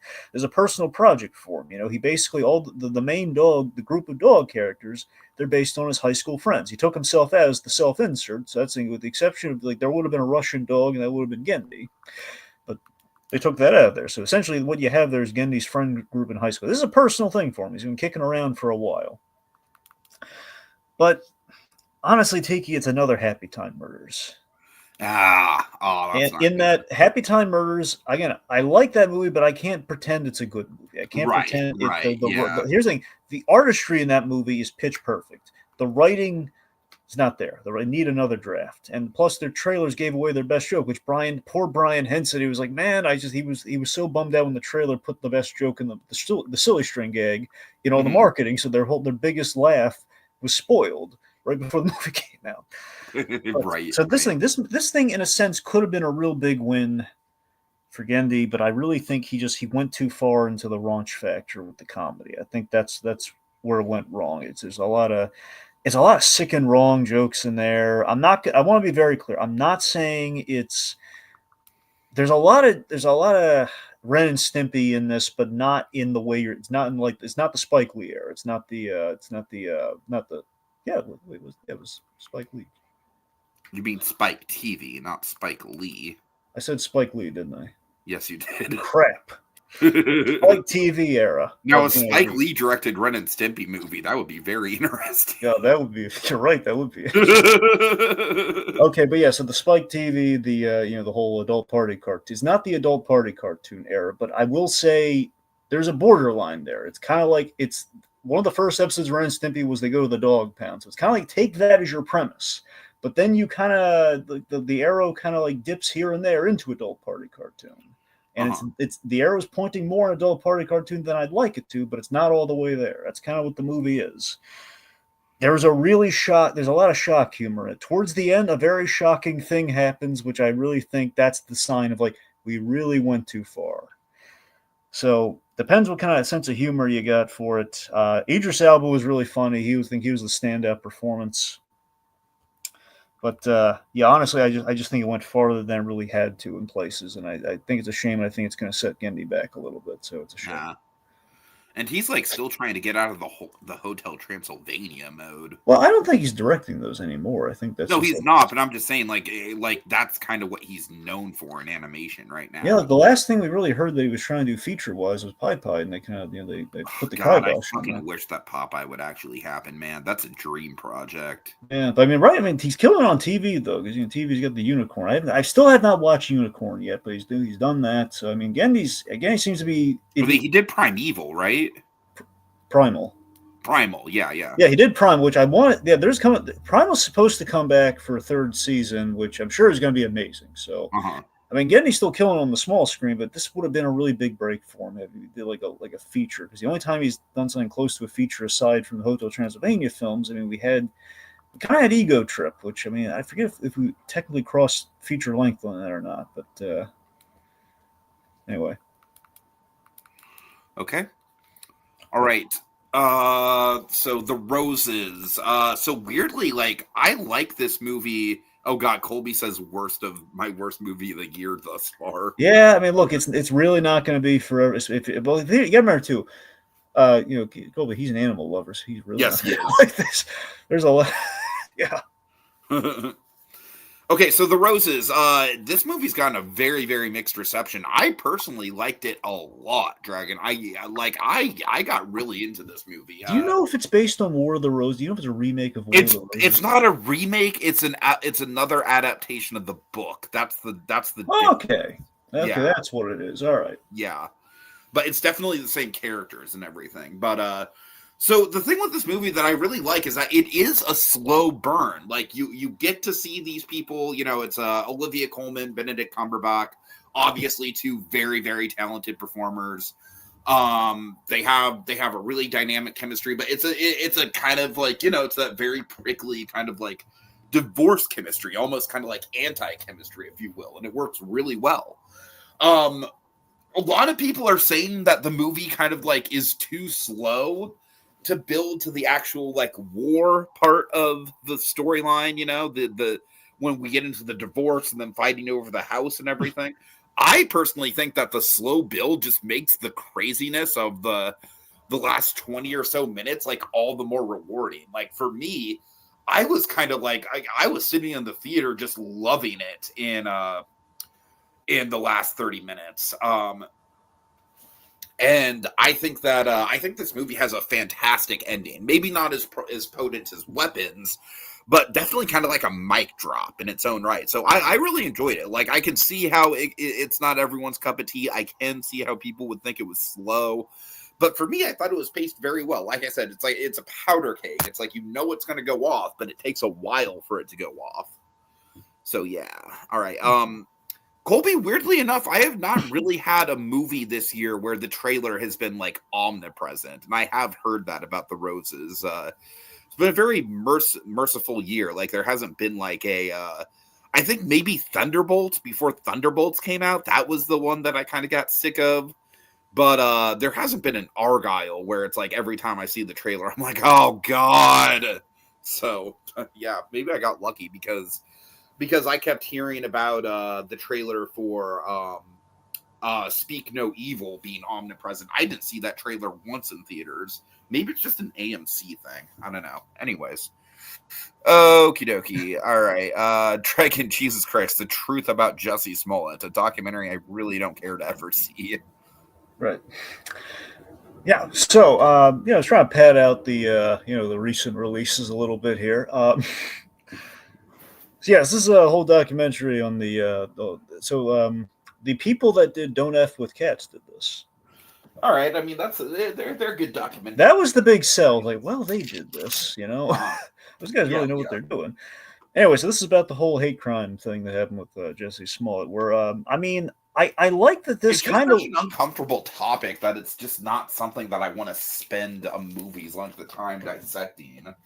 For me personally. Well, here's the thing. So, like what we were talking about last month, so this is kind of like the whole, it's a little bit like the Balloon Boy thing that we enjoyed, in which there's a lot of perspective shifts in this, where they really, and it kind of keeps you guessing now and again, where it kind of lays out what happened, then you're kind of second guessing things, which is kind of what the public frenzy was on this, where you're hearing new information, you're kind of changing your viewpoints on it. So I thought that element was interesting, where it's unreliable narrators everywhere you turn on this.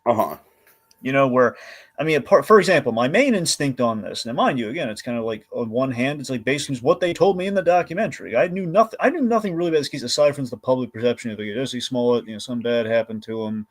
He was on Empire, and that's all I heard, some public support, and then I heard maybe some doubts. That's all I really heard about it. Period. I was very arm's length. I don't know who this guy is.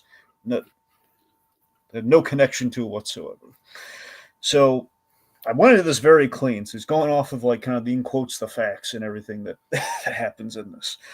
So basically, a part of me, the whole thing is like, was the hate crime a hoax? That was the premise of the documentary. Like, was he actually? Because basically, he basically called the police. They went to there was like body cams and everything there that showed up, and he's like, okay, well, he has like the hangman noose on and everything. But there were a lot of doubts there was a hate crime because of like some factors in there, like the hangman noose looked very phony. He had like a Subway sandwich bag that wasn't disturbed at all, despite having been attacked. He seemed very casual about things. He was reluctant to give all these details. And here's the thing that makes me think, okay, maybe some fishy's going on here. I guess extras from the show Empire. They were basically given a check by Jussie Smollett to, at least the two of them have claimed, because they were in the hot seat, like, he gave us a check for $3,500 to pretend to beat him up. So that, to me, I mean, that's kind of, that's pretty substantial evidence against Jussie Smollett's favor. But again, the documentary then goes to maybe discredit those guys. So again, no one really knows. So you can't trust any player in this story, which I don't know. It's always interesting. It was just kind of like, honestly, it's less the fact that, it's like by the end of the thing, we learned they're writing a book, which that creates the doubt for me. Like, okay, maybe those guys weren't the testimony to go off of. I don't know. It's just, I don't know. It is. Well, that's kind of like the cliffhanger of Balloon Boy, where the guy's like, "Oh, wait till you see what I got cooking next." So, I mean, that's the main reason I watch it, based on the whole Balloon Boy thing, just kind of going into a story where you really don't know who's telling you the truth in it, and it's in the documentary format. So, I mean, it's worth Uh-huh. it. It's worth a watch if you have nothing going on. If you want some intrigue, perhaps if you want to learn about the event. But then again, I don't know how into it you were. Not terribly. Well, there you go. I mean, if you want to go in blind All like right. I did, I mean, maybe it's for you, maybe it's not. Who knows? Uh-huh. Yeah. Okay, so let's see. So next up we have Honey Don't. This is the second of Ethan Cohen's trilogy of lesbian B movies, which he has self-described it as, after last year's Drive Away Dolls, and they're all starring Margaret Qualley, who's really, really kind of coming into her own. I like this movie a lot, but once again, I'm very much in the minority of it. I thought this movie was stylistic as fuck, man. I really thought that you know what it really reminded me of is Bad Times at the El Royale. It kind of has that like sort of slick, like Albuquerque verse kind of vibe to it. I will say the plot doesn't really come together. The plot kind of reminds me of Caught Stealing, in that they kind of like layer like one too many twists on top of each other. But they have this kind of like this small town vibe. It's set in Bakersfield, California, which is a town that I'm kind of familiar with because some of my friends are from there.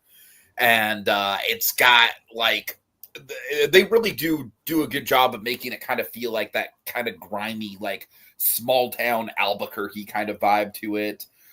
Charlie Day is a co-star in this movie. He is fantastic. I love seeing him pop up and stuff. Chris Evans plays like a reverend who obviously is also running a sex cult.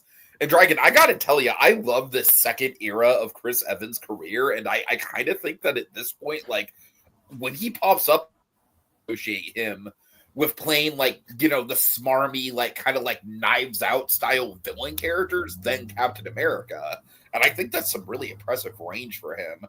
Margaret Qualley, of course, is fantastic. Aubrey Plaza, who I loved in last year with My Old Ass, she's probably the weakest element of the movie for me. Like, I don't really think her performance was that great, and she definitely has the weakest plot point. The whole twist kind of hinges on her, and I think it's kind of ridiculous. But overall, I had a really good time with it. It's very much a vibes movie. I think you'd enjoy it, just on an Albuquerque verse level. So, yeah. Good stuff. Good stuff. I think the critics are being a little harsh on it, considering it's supposed to be a B movie, and I think it emulates the B movie vibe very well. Okay, that's it. All right. So Devo. Yeah, I should check this thing out. Yeah. I've So heard good things about it. yeah, so Chris Smith, the Firefest documentary guy, he did this. Mm-hmm. Yeah. So this is cool. I mean, I don't. Maybe it warrants a rewatch. I think it kind of dragged a little in places until the end, but it wasn't bad. I'm not super into Devo though. That's kind of the thing. I was I'm not hoping really maybe either. I was hoping. I'm more into bands that Devo inspired. Like the Aquabats were very inspired by Devo, and I'm very into the Aquabats. I guess I was hoping that maybe this would kind of maybe sell me a little more on Devo, or paint maybe more of a picture of them. I mean, it does. I mean, it gets into like kind of what really it hinges on what Devo was about, and that's where I think we kind of dragged a little bit. Whereas basically get into the whole like the de-evolution thing of it all. It's kind of what their whole premise was. Mm-hmm. So it's like an experimental band with the whole de-evolution message, which was reflected in the music and like how they kind of formulated the music, which was cool. Basically, I think the interesting parts was kind of the reaction to like kind of them becoming the pop culture phenomenon. That's where it really kind of had me dialed in, like the whole Whip It era, and like basically the idea that they could write their own ticket after Whip It, but so long as they deliver another Whip It, which they never technically did. Mm-hmm. And eventually this kind of paves the way for Rugrats and Pee Wee and all that kind of stuff. So that's the thing, is like Mark Mothersbaugh. I'm way more into him as a composer. I really like his scores. So yeah. Memory serves, Mothersbaugh, he also came back for Pee Wee's Big Holiday. I am pretty sure you're right about that. Yeah. All right. So, Dragon, I don't really have a ton to say on either of my next two movies. Do you want to can I just crack them both out and then we end on Superhero Rewind? Okay, sure. Okay. All right. So The Knife, The knife, essentially, the premise is that it's kind of like it starts out where it's this black couple with a couple kids, and they're in this really bad neighborhood, but they got the house for cheap, and they're kind of having a movie kind of starts with like the wife being worried about it. The dad's kind of like, oh, don't worry, I'm doing home renovations, it's gonna be fine. Anyways, movie starts, they go to bed in the middle of the night. This homeless woman wanders into the house. The husband goes downstairs, and then we cut to the bedroom with the wife, and we hear a loud, like, kind of bang, kind of crash sound. We don't actually see what happens, but the homeless woman winds up dead. And so the whole thing from there kind of devolves into this police case where the whole question is, was it self-defense or not? And because we don't actually see the incident go down, there is kind of a mystery around that. The thing is, before the police get there, there is the knife, the titular knife is kind of like lying on the floor, right? Like by the homeless woman. And the wife makes the fucking dumbass move to like literally touch the goddamn knife and put it in the homeless woman's hand. And I'm like, oh, you just fucked yourself. You just fucked yourself right there. Good job. And Dragon, that to me is the biggest flaw in the movie, is that as soon as she fucking did that, I was like, oh fuck, well I know that it's gonna come down to that shit. I know it's gonna come down to the fact that there's DNA evidence on the knife, and there is, and that's what it comes down to. Like, why? It's one of those very frustrating, like, the character does something that's so fucking stupid that it stretches the line of believability. I do think there's a lot of tension in this movie, though. It's a good pressure cooker kind of bottle episode tension movie. Melissa Leo is fantastic. She plays a detective who's, interviewing basically the whole crux of the movie. And it's only about 80 minutes long. It's a very short film. But the whole crux of it after the opening, like, 15 minutes or so, which is the inciting incident, is Melissa Leo as a detective interviewing the husband, the wife, and the two daughters all individually. And there's a lot of tension in it, man. There really is. But again, the big flaw is just that the wife does something just so inherently fucking stupid that it kind of blows the suspense. You kind of know where this thing's eventually going to end up. So yeah, that's my biggest gripe with it, is just that one plot point. Like, if we just hadn't had that and it was left more ambiguous on what was actually going to happen, I think I would have been more engaged with it. But the whole movie, I was like, God damn it, why do you have to move that fucking knife, you moron?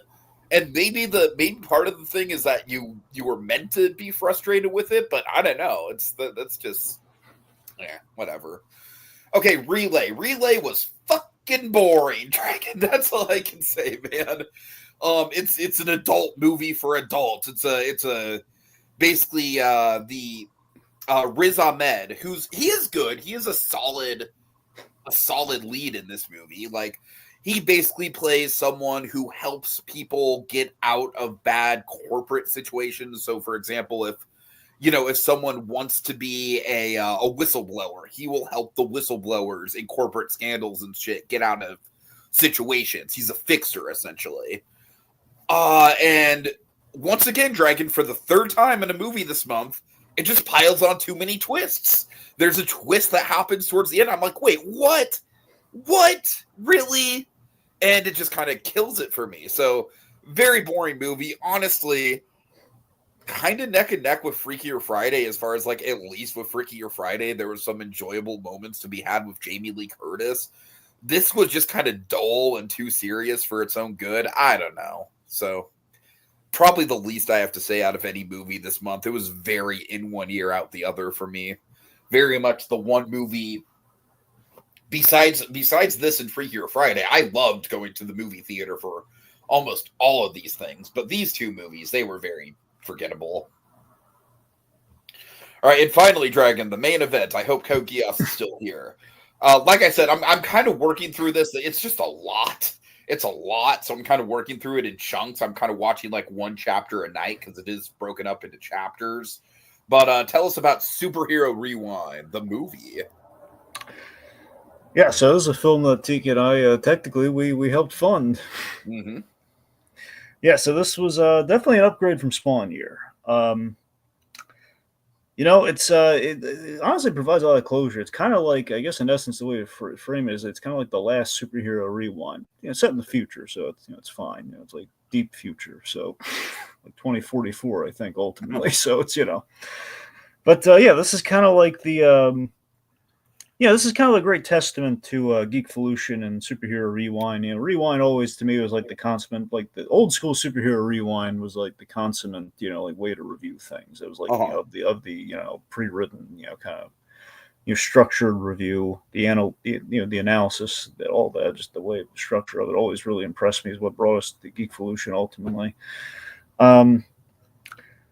Yeah, once again, Superhero Rewind over the years, and we addressed this in the movie, which I really like. Superhero Rewind over the years has evolved for better, for worse at times. You ask me, Rewind's not as great as it used to be. It's not that it's bad. It's just he's not really doing edited stuff at all anymore. Yeah, that's what I mean. That's the difference. Where basically the issue I have with Superhero Rewind today, I like that we kind of brought this up in the thing. It's not saying that Rewind's bad now, but it's not Rewind anymore. It's just Rewind it's a live stream now. That's the difference. It used to be like a whole Rewind was like a show in which it was like the task of covering every superhero movie, but then so Tiki, I should mention this. Honestly, I don't think Cap gets enough credit because I think he was kind of a trailblazer in regards to like really long, detailed, video essays. I mean, I really don't think he gets the credit he deserves. And they still hold up. They're fantastic, video essays. And my point, what I'm getting at is, so when this movie premiered, Tiki, the first time this movie premiered, it was live streaming, and like Cap and the gang and Cap and Jason and everybody, pretty much everybody in the movie, and the funders and everybody, and Code Geass, we were all in the comments, kind of doing a live commentary on the movie. So it was a fun first watch. I'll give you that. And with that, it was like kind of acknowledging that oh Cap, you kind of made it. Basically the whole premise of the movie is like Cap is kind of driven crazy. He's kind of like having kind of a moment of realization over like the Sisyphus like pushing of the boulder up with all the rewinds, and that it's like covering all this kind of like superhero movies, and he's kind of getting he's kind of getting burnout over it. So that's basically what the premise is, and it's kind of pointing out, well, Cap, you made this of your own making. You've recovered the same movies and done live streams and blind commentaries of the same movies over and over again. That's why. So he says, yes, I'm aware. Along those lines. I was surprised and impressed with the whole Back to the Future parody of it all. Basically, the premise of the movie is it's very steeped in Back to the Future, which is very appropriate given the 40th anniversary. So it needs to be coincidental given this thing was in production for a few years. Like, technically, it's like the movie's set in like 2023 and like the main plot line, so they've been filming this for a couple of years. Anyway, yeah, so it's I think it's low budget, but it's I think made much more thoughtfully than given Kevin Lode's a pretty consummate writer. He knows what he's doing. He's very competent in what he does. There is a writing workshop and everything. He knows, he's seen a lot of movies. He knows what works and what doesn't. His old writing workshop podcast, or not podcast, but video that he did with Vince. It was like a 3 or 4 part thing. That was what made me discover the whole channel, honestly. Yeah. So with that thoughtful approach, I think it's better and tighter, at least narratively and plotting wise, than the Channel Awesome events were. I'm sure it is. So, yeah, that's what I'm saying. A lot of people have said like the perfect double feature would be like superhero. I think on the Geekvolution Discord, like somebody said like it's like Superhero Rewind, the movie, and Kick-Assia. I think Kick-Assia is the one of those Channel Awesome movies that is still actually watchable. Honestly. Yeah, well, that's the thing. The first, Kick-Assia is very much like a delightful home movie of sorts. Right. Back when things are pure and simple. Anyway, it's like a fucking time capsule. Yeah, dude. that's a perfect way to put it. It's a time capsule. So that's what I'm saying. There are a lot of nods to superhero movies, especially with the score, which has like kind of covers of like thematically of like all the superhero scores and everything, which is really cool. And it was very fun watching it, where you kind of point out, like you're like shouting out like what the music nod is, like Batman Beyond. It's like, so like basically what we do. I think my favorite was Old Man Logan, which was basically Old Man Captain Logan, in which he was like old Bruce Wayne from Batman Beyond. It was pretty cool. Right. So, Doom's Vince, I kind of had an epiphany about Doom's Vince I never had before. I realized that Doomsvents, he's basically, I don't know how intentional this was. And I asked Cap, and he had no idea either. If Doomsvents is basically Vince doing kind of like a James Mason impression, which I remember because old Don Adams in Get Smart, he would do like the James Mason impression, which that's kind of what it sounds. So it sounds like an impression of like a James Mason kind of thing with like the cadence and the delivery of Doomsvents. That kind of thing. Anyway, I think look overall, I thought this was really good. I like the premise of the whole time traveling to go back and make a choice. There's a lot of Days of Future Past, which is one of Cap's favorite comic movies ever made, which is really good.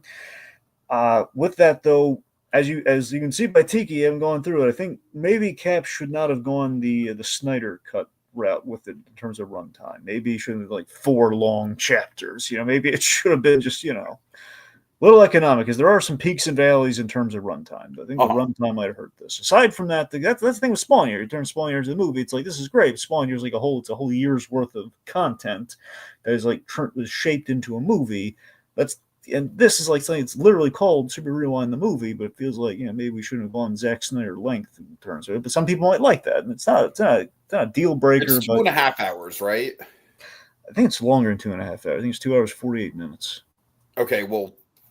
I could be wrong. Flee was like 3 hours, so that's true. That was way too long. It's not longer than To Boldly Flee. To Boldly Flee, that's what I'm saying. To Boldly Flee is a whole different bolo. That was way too long. I'm just saying though, in the Agent, the superhero movie, when we keep going too long, you would think half of all people would like. Maybe we should keep it to like the Deadpool length, perhaps. I don't know, hour 55 minutes. Maybe that's the sweet spot. James Gunn Superman was like almost exactly 2 hours on the dot. There you go, 2 hours on the dot. That's all I'm going to say. It's like the only real critique I have is like, maybe we should have been a little more mindful of the run, because there's a lot of, it's a very exposition heavy movie, and that's going to either, again, unless you're Doc Brown, that's either going to grab people or it's not. Does that get better as the movie goes on? Because I will say I was enjoying the first part of it. I'm on chapter 2, but it was a lot of exposition. Honestly, look, chapter 3 is that's where the exposition becomes a problem for me. But, okay.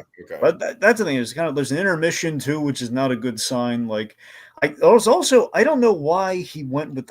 I think I missed something. I got to rewatch it, but it's going to be a long rewatch, as you can probably guess. I don't know what the deal was. Like, you haven't gotten to this.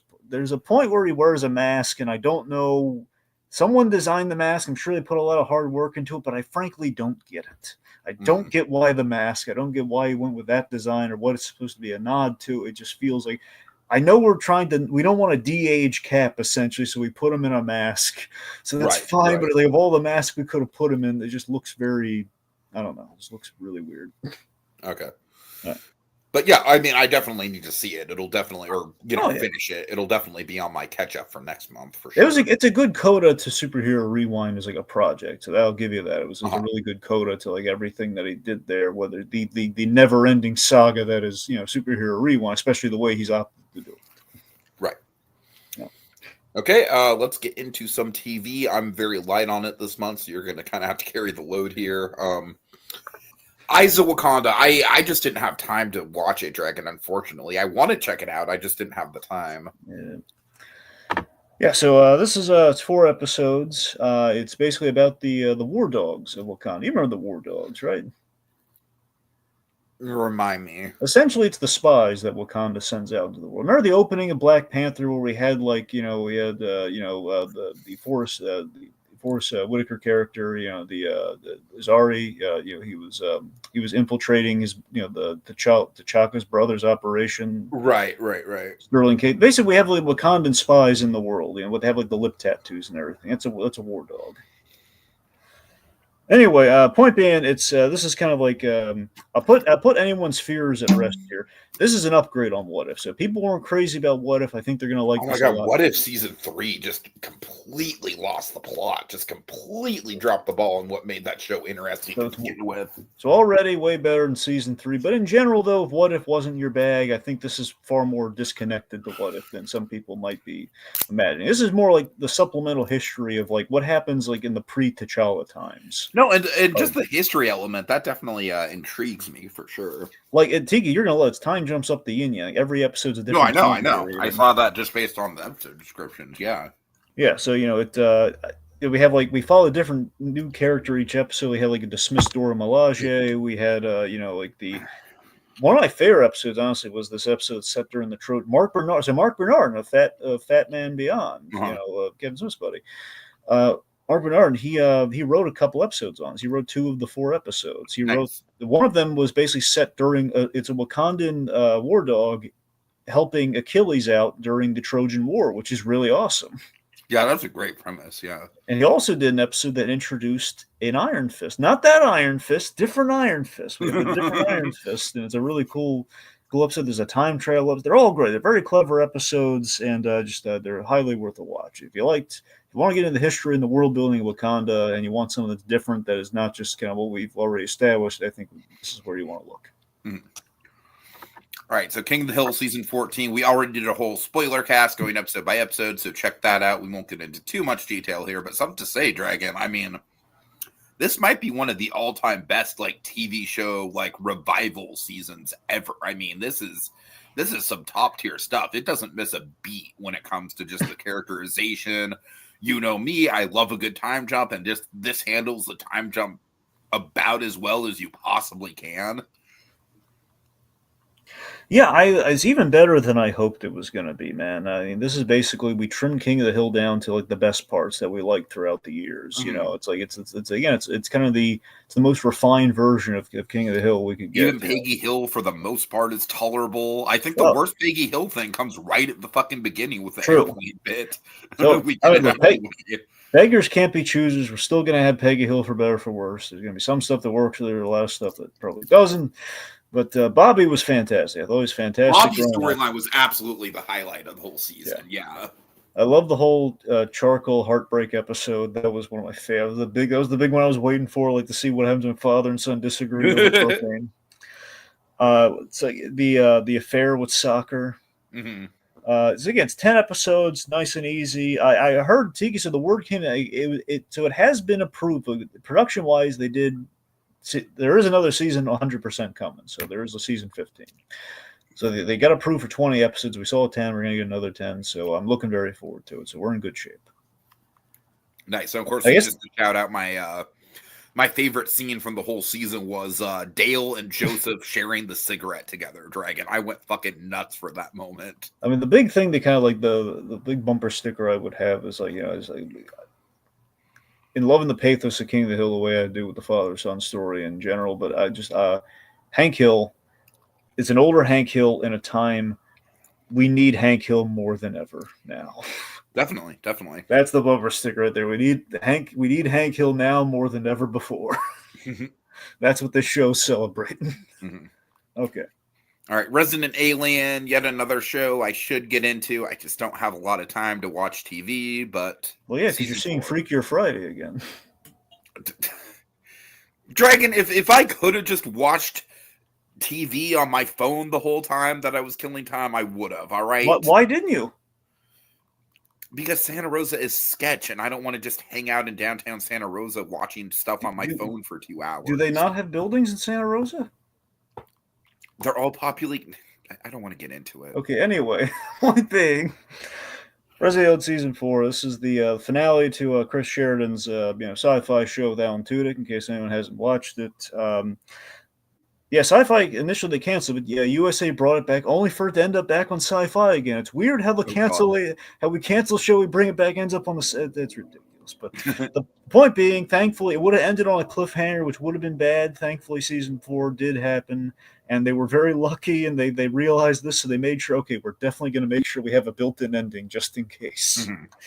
Mm-hmm. Resident Evil adapts a Dark Horse comic, basically an alien living amongst us in kind of a Colorado town. And it pays off the cliffhanger of season 3. There's great finality all throughout this season, and it really shows the development on the Alan Tudyk alien character on Harry, and how he's been impacted by humanity all these seasons. Clancy Brown is our big bad guy, and he's pretty fun. He's a shapeshifter, so you can't really expect a lot of Clancy Brown when he shows up, though. Got some laughs, but also there's a lot of dread. He plays a really freaky, scary-looking bad guy. We have a very memorable guest spot with Stephen Root. Nice. Yeah, it was a very, very fun episode. Anyway, so Yeah, again, I've loved Alan Tudyk in this, and he brings the comedy, also brings the feels. The ending, Tiki, was just right. Not every show has a good ending. This show has they had a really well thought out ending on this. This was like, okay, we know exactly where we want to leave everyone. They did it.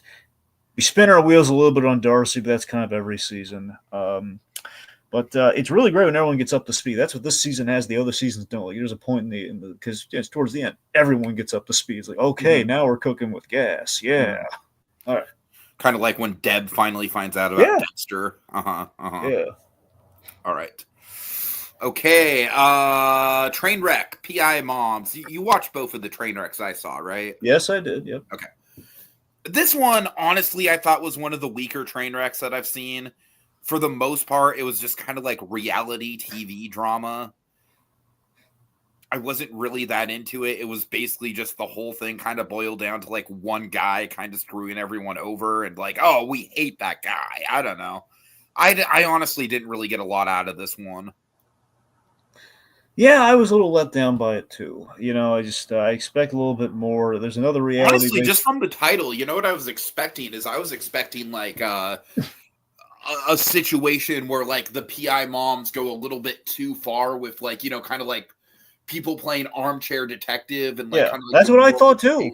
Yeah. But it's like, no, it's literally just like about a failed reality TV show. And I'm like, oh. You know, it's funny. You know what it reminded me of? Just the whole PI. One of the reasons I checked it out. So in the Office Rewatch podcast with Jenna Fisher and Angela Kinsey, they had this running bit where they basically they kept trying to like they joked about pitching a show to the network called Mom Detectives because they like true crime stuff. It's like so basically, yeah, we could pitch it. We could be the Mom Detectives. So it's just kind of reminding me. Essentially, what this is. Well, essentially, well, yeah, it's kind of. Yeah. Right. Okay, not much there. Yeah. All right. No. Twisted Metal. You and Jacob Gulliver have sung the praises of the show to me, and I do need to check it out. Yeah. So, Twisted Metal season 2. So this is Rhett Reese and Paul Wernick, the Deadpool writers. They show run this. So they made this happen. We're on season 2 of it. Essentially, now look, I have not played the Twisted Metal games. There's basically they're taking the premise. I have a very passive familiarity with Twisted Metal. My sister played Twisted Metal when we were kids. I didn't really. I wasn't really into it. Now, this is an educated guess, mind you. I'm sure Gulliver might be more familiar with it, but essentially. Season 2 is primarily what the game's all about. So season 2 is really the big payoff to what Twisted Metal. Like season 1 was like the world building. Season 2 was like, okay, this is like literally, but the whole Twisted Metal is what they call the big tournament. So that's in this season. So you would love season 2 especially, Teague. This is where we get all the payoffs, and also Anthony Kerrigan is our big bad guy. Oh, okay. Fucking sold. Sold right there. That's all you needed to tell me. And he's amazing in it too. His name is Calypso. He's fantastic. Dude, Anthony Kerrigan is such a fucking gem. Tiki, you would love. Okay, so he runs this turn. He runs the Twisted Metal. He came up with the idea for the Twisted Metal tournament. He summoned all the drivers there. And he's like the master of ceremonies. He's the best part of it. So he and Sweet Tooth are the best parts of the show. So Sweet Tooth, of course, MVP ever since season 1. You're gonna fall in love with Sweet Tooth the moment you see him in season 1. By the way, nice. Will Arnett does the voice of Sweet Tooth, and he's just phenomenal. Anyway, so so honestly, look, it's things are good. I was really worried there was going to be we were going to spin our wheels at the start of the season based on how season 1 ended, but surprisingly we didn't do that. It was like maybe at the end of episode 1 or by episode 2, it's like, okay, all the stall time you were expecting or dreading, not going to do. We condensed it down to 1 episode. We're fine now. Everyone's on board. It's like, okay, and then we get to the tournament. Like, we didn't wait till like the very end to start a tournament. Like, no, we do the full tournament, and it's and you'd like it. It's kind of, it feels almost reality show based to a degree. Nice. Anyway, so I hope there's not been an official word about a season 3. I am hoping there will be one. Because there's definitely a bit of a cliffhanger there. There's a bit of an ending, but there's also, the ... we have unfinished business you really want to see fulfilled. So hopefully season 3. I mean, people are liking it. I hope more people are liking it, so we get that okay. But yeah. Okay, Trainwreck, Storm Area 51. This is like, do you know if this is the only one to have multiple episodes? Well, I think there was another one that had more than one episode. I'm just blanking on what it Okay. was. That's okay. Yeah. I thought the multiple episodes was warranted. I really, really like this one. I think Balloon Boy is probably the strongest, just as far as like I really like what we did with like the unreliable narrator thing with Balloon Boy. I think the ending really hits, but this one is like right up there for me. And I knew a lot about this one, just from social media and stuff, and YouTubers. Like I actually watched the oh god, I forget his name, but the blonde guy who broke his neck. I follow him. Like I'm familiar with him. So yeah. I like the two parts of this. I like the build up. I love the resolution. Where the resolution is basically just like a bunch of dorks just doing some fucking dumb Naruto memes. Like I thought it was the a really Naruto funny run payoff.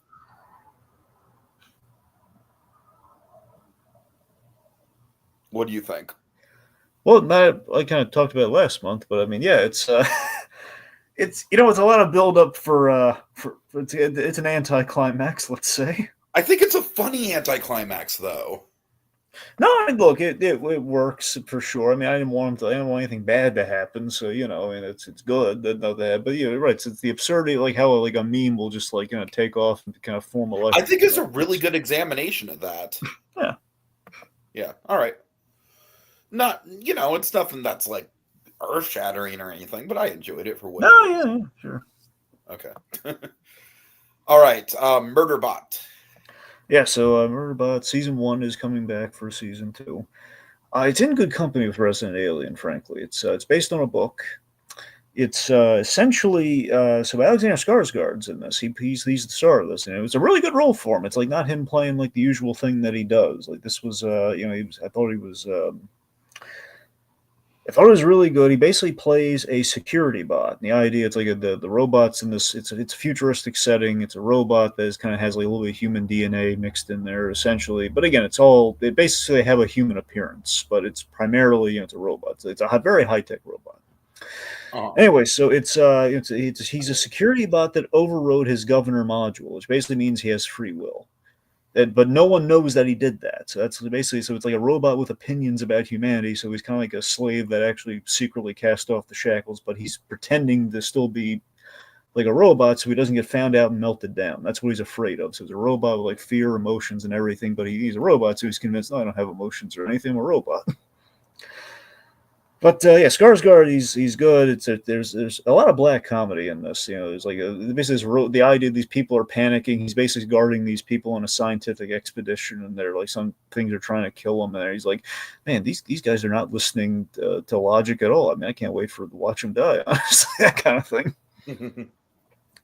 And the idea, this guy's like, he's like on a mission he doesn't want to be on. So there's like a lot of humanity within this inhuman thing. And the idea, he's like watching TV shows that he's broadcasting into like in his helmet of like a bad Star Trek parody that has John Chu from Sulu from the new Star Trek movies as the Captain Kirk character. It's just really funny. So it was really well done. Honestly, they made it. A lot of people loved it so much they gave it the green light for season 2. The show's really made to be only one season, so I don't know how that's going to impact 2. But it was a really good one and done. I'm hoping season 2 works. Cool. Yeah. Okay. All right. Now we are getting also Dave the Smolchin's on it. Nice. Always a good time with him. Yeah. All right, getting into catch up on the home stretch. Well, wait. I still had stuff. Oh, I'm sorry. You're right. My bad. All right. Just want to make sure. Yeah. Okay. So. Okay. Real quick. I got one more. Fit for TV: The Reality of the Biggest Loser. This one I really want you to watch. I think you really should watch, Tiki. It's 3 episodes. It's a very eye-opening look on like the Biggest Loser behind the scenes. And given your penchants for reality television, I think this is a must-watch for you. Okay. Cool. Yeah. You get. I think Danny Kaye's a very solid POV character. You're kind of rooting for the guy. They talk to contestants, producers, the doctor, and doctor behind the scenes, and the one of the trainers. The other trainer that you're probably thinking of is they didn't talk to her. Uh-huh. But I mean, I wanted. talk too much about it, but so basically how like there are a lot of medically unsafe and like cruel things happening within the physical challenges that that really you kind of when they play the footage you really feel and you see in a new light. That was very eye opening. Very good. Cool. Catch Yeah, up. I'll definitely try and check it out. Yep. Ooh, all right, catch up. All right. Okay, Jobs at 50. Not a lot to say about this one. It's honestly like one of those documentaries, kind of like what I was expecting, where it was like, I pretty much know everything. I think the best parts, like I love the story at the beginning where Spielberg's like driving around and seeing the lines for the for the movie on opening weekend and stuff. I love that stuff. I love the antidotes from Spielberg. That to me was the best part. All the stuff about making the movie just okay. I do think the kind of like showcasing Martha's Vineyard and how that's evolved as a tourist place over the years is interesting. And I overall it was good. I don't think this is nearly as interesting as something like the John Williams documentary, for example. It's a solid time, but I think by and large it's kind of a puff piece. Not a bad puff piece. It's just not really the most substantial thing. Didn't you love the anecdote where he's hiding in like the boat on the ride? Yes, I did love that. Yeah, that was adorable. Because unlike Jurassic Park the ride, Spielberg can actually ride that ride. Yeah, well, he's not riding. He's a fixture of the ride. He's like on like a little boat that's like you pass. Oh no, you're right. Yeah. My bad. That's the thing. But he's just kind of hiding there. People will know that you might have rode that ride. He was just kind of chilling out there. All right, Sunday Best. Sunday Best is a documentary on the Ed Sullivan Show, which was really cool. It was here's the thing. It wasn't just the Ed Sullivan Show. It was specifically how Ed Sullivan. It's the thing I really never knew about Ed Sullivan. Here's the thing. Everyone, whenever you think about like the classic, the perennial like talk shows and the TV shows, like know what I'm most familiar with the Ed Sullivan Show from? Really Big Shoe. No, Bye Bye Birdie. Oh right, yes. Yeah. So that's kind of what this gets. So it's kind of what it gets into to some degree, and that basically, this is when we all think about like the talk show everyone tuned in for. You're always thinking about the Tonight Show, Johnny Carson. That's always the go-to, right? Mm-hmm. Ed Sullivan was popular, and here's the thing: Ed Sullivan was always like the mock talk show host. Like he was the one, like the impressionists always like did the impression of like Frank Gorshin, for example. He always did the Ed Sullivan impression, like Really Big Shoe.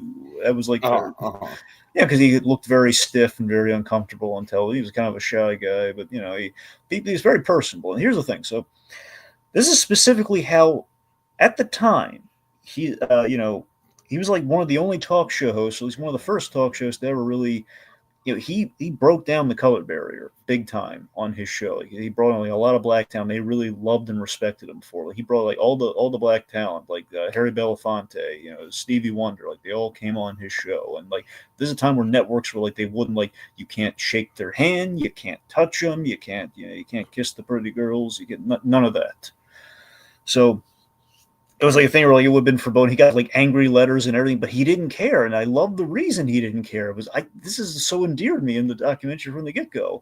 Like he looked basically the way his parents raised him right. His parents had this thing where it was like, he loved and cherished his parents were like Irish immigrants. And they back in the day, the Irish got the stereotypes, the whole like the drunken stumble bum, they can only do this and that, that he kind of like there was a kinship there, like we value the underdog, and that's kind of where the respect for the black community came from. I thought that was awesome.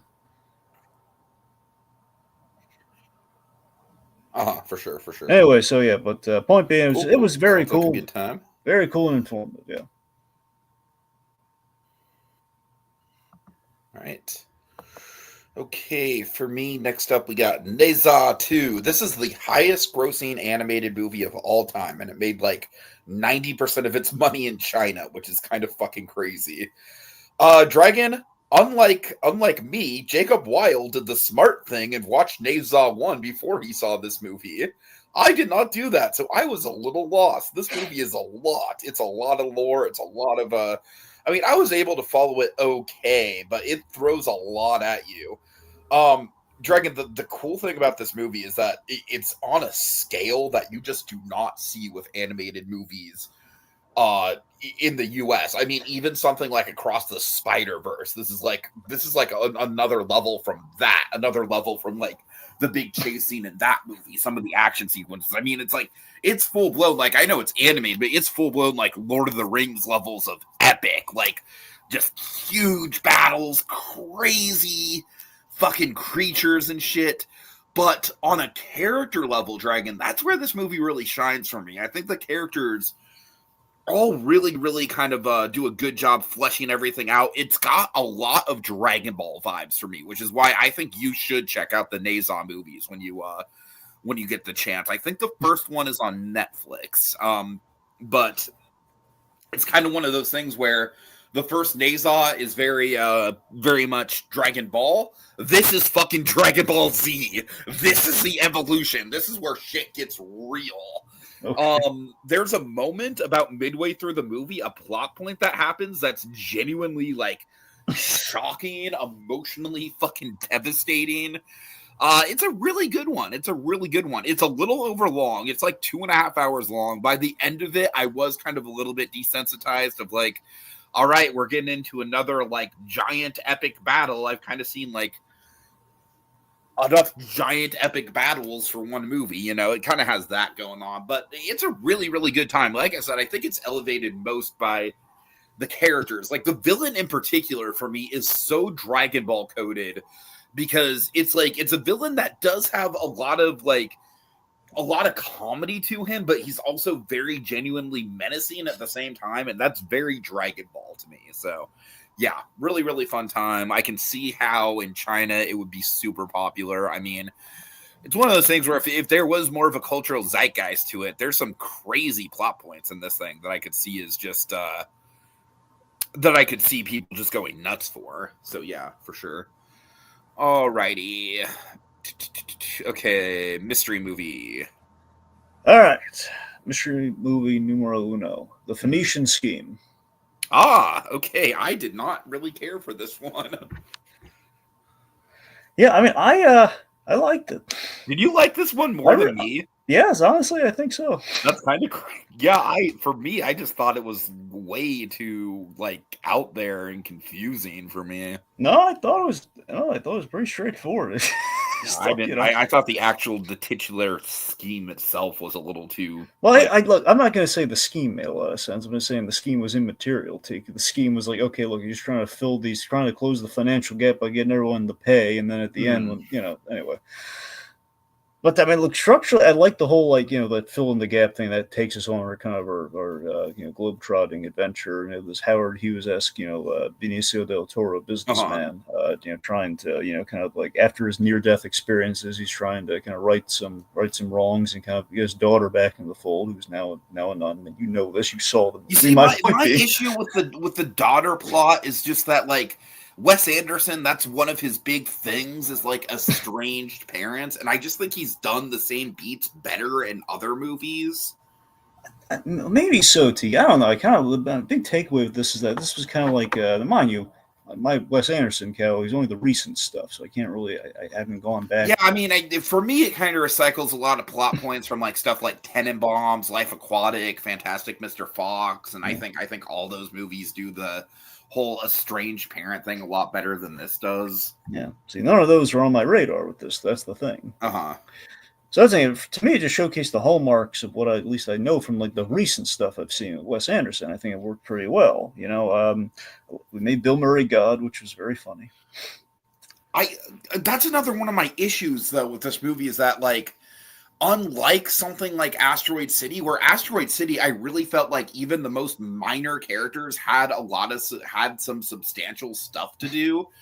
This, for the most part, outside of like the leads, a lot of the other characters just kind of came off as glorified cameos. Fun cameos, don't get me wrong. That's what Wes Anderson does a lot in his work, though. They all kind of come off as cameos for the most part. But like I said, Asteroid City, for me, like all those people were genuine characters in a way that they weren't here for me personally. That's the weird thing. I mean, overall, look, there are elements I really liked from Asteroid City, but I could not get behind I like the whole near-death framing device a lot better than the play framing device. That I couldn't. Asteroid City for me is my favorite Wes Anderson movie. So I honestly like this more than Asteroid City, frankly. That's we're definitely going to disagree there. Yep, I still think it's really cool. We had Tom Hanks and Bryan Cranston. That is just gold, though, isn't it? I know. You know what's crazy? They were in a movie together, but never shared the same space. They were in Really? Saving Private Ryan, but they never inhabited the same space. The only time they've ever been in the same movie, but again, not remotely have they ever shared the same space or in the same scene together. So it's magic. Anyways, point man, look, I liked it. Probably Michael Cera's best role. Would you say? Yeah, on that? I thought he was really good in this. Yeah.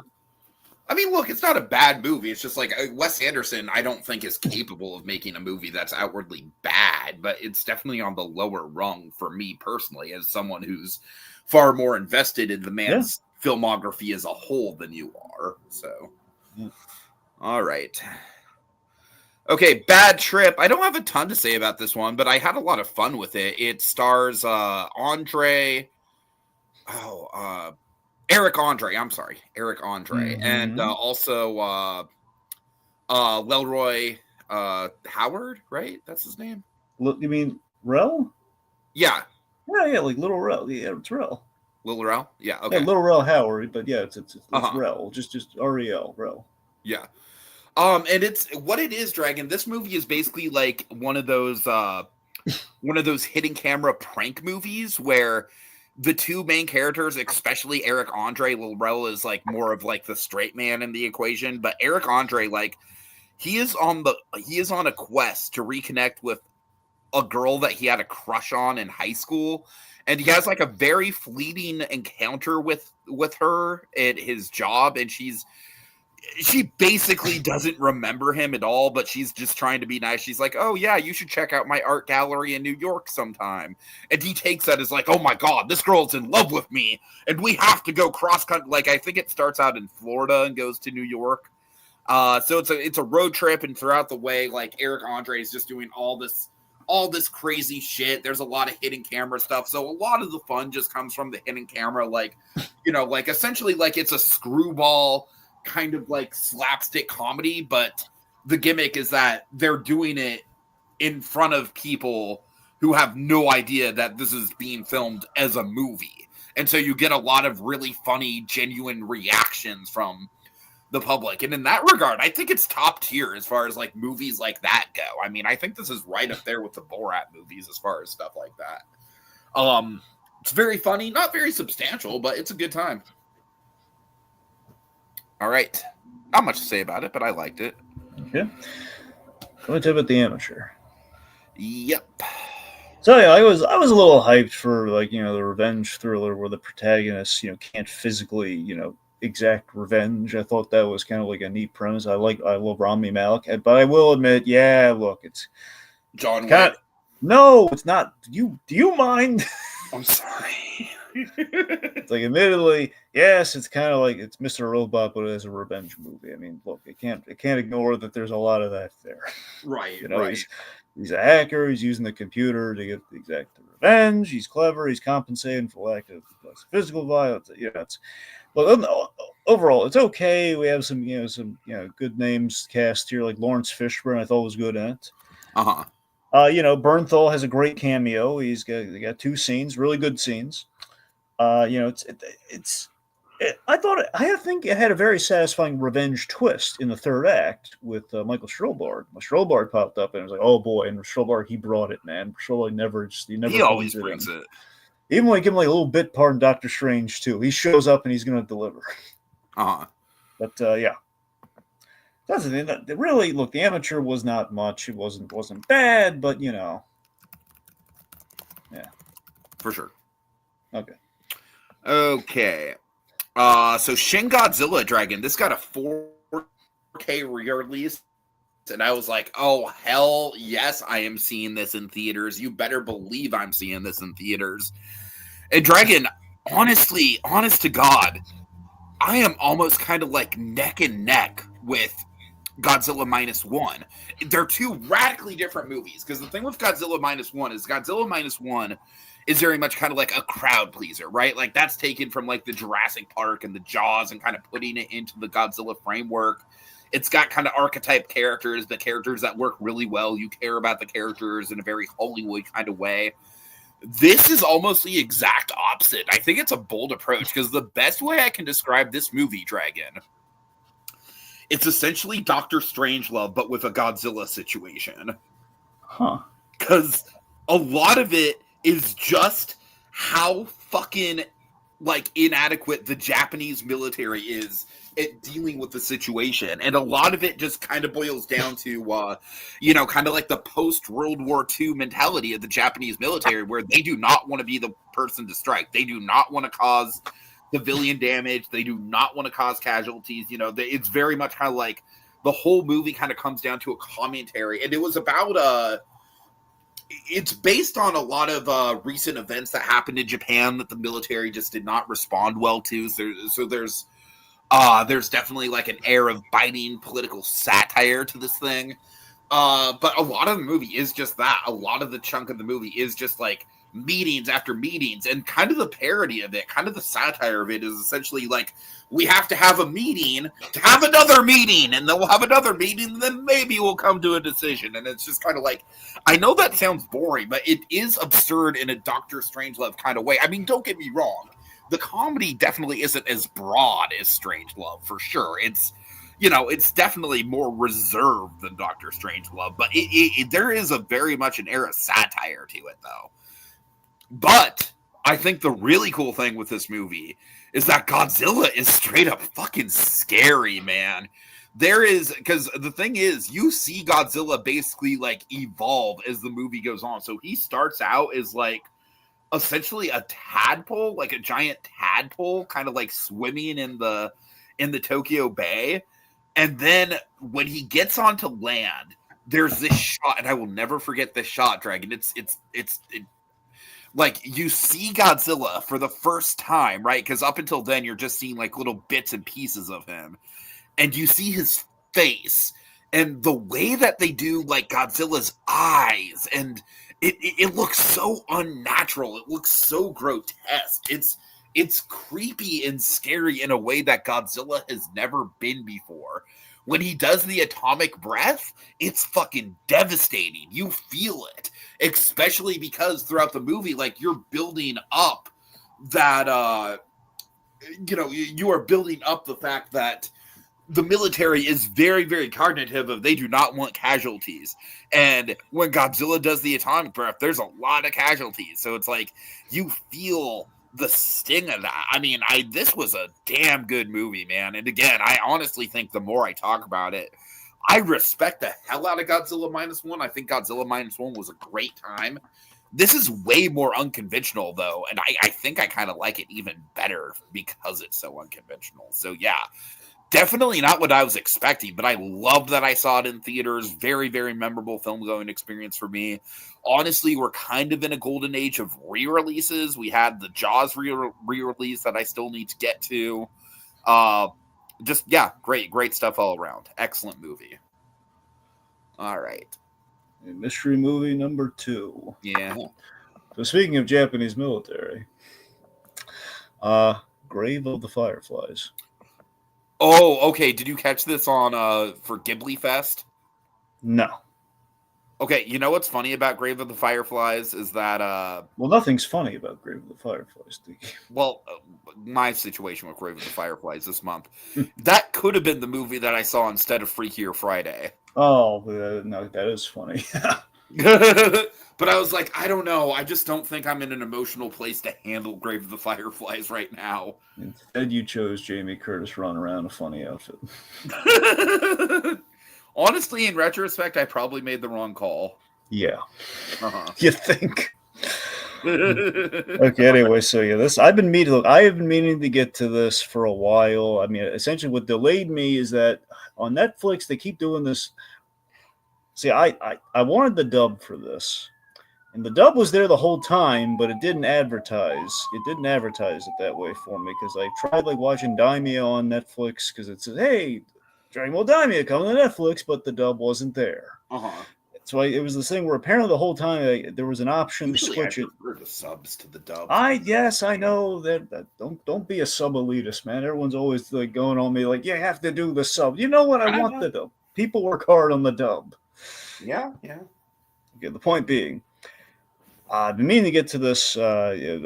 Plus, I was going to do it last month, but I didn't want. I knew this was probably going to be high up there for me in terms of best and worst. I don't want to knock out like Superman and stuff, so I don't want Superman and Fantastic Four and everything because that's going to be unfair. So I just kind of decided like, well, August, who knows what's going to be in August, so you kind of moved it there. So Miyazaki's friend and his mentor, Izo Takahata, he did this film. And this film was released as like a double feature with My Neighbor Totoro, which we discussed. So this is basically the animated version of Schindler's List, only less hopeful. Jesus Christ! I know that's saying something, isn't it? But there's no Oscar Schindler moment. No, there is no. It's Oscar Schindler. We don't have that here. I mean, there's delightful. How much of a meal we've made out of that little moment over the years. I mean, look, I'll give you this. There's some the delightful product placement for Fruit Drops, but aside from that, it's pretty dour.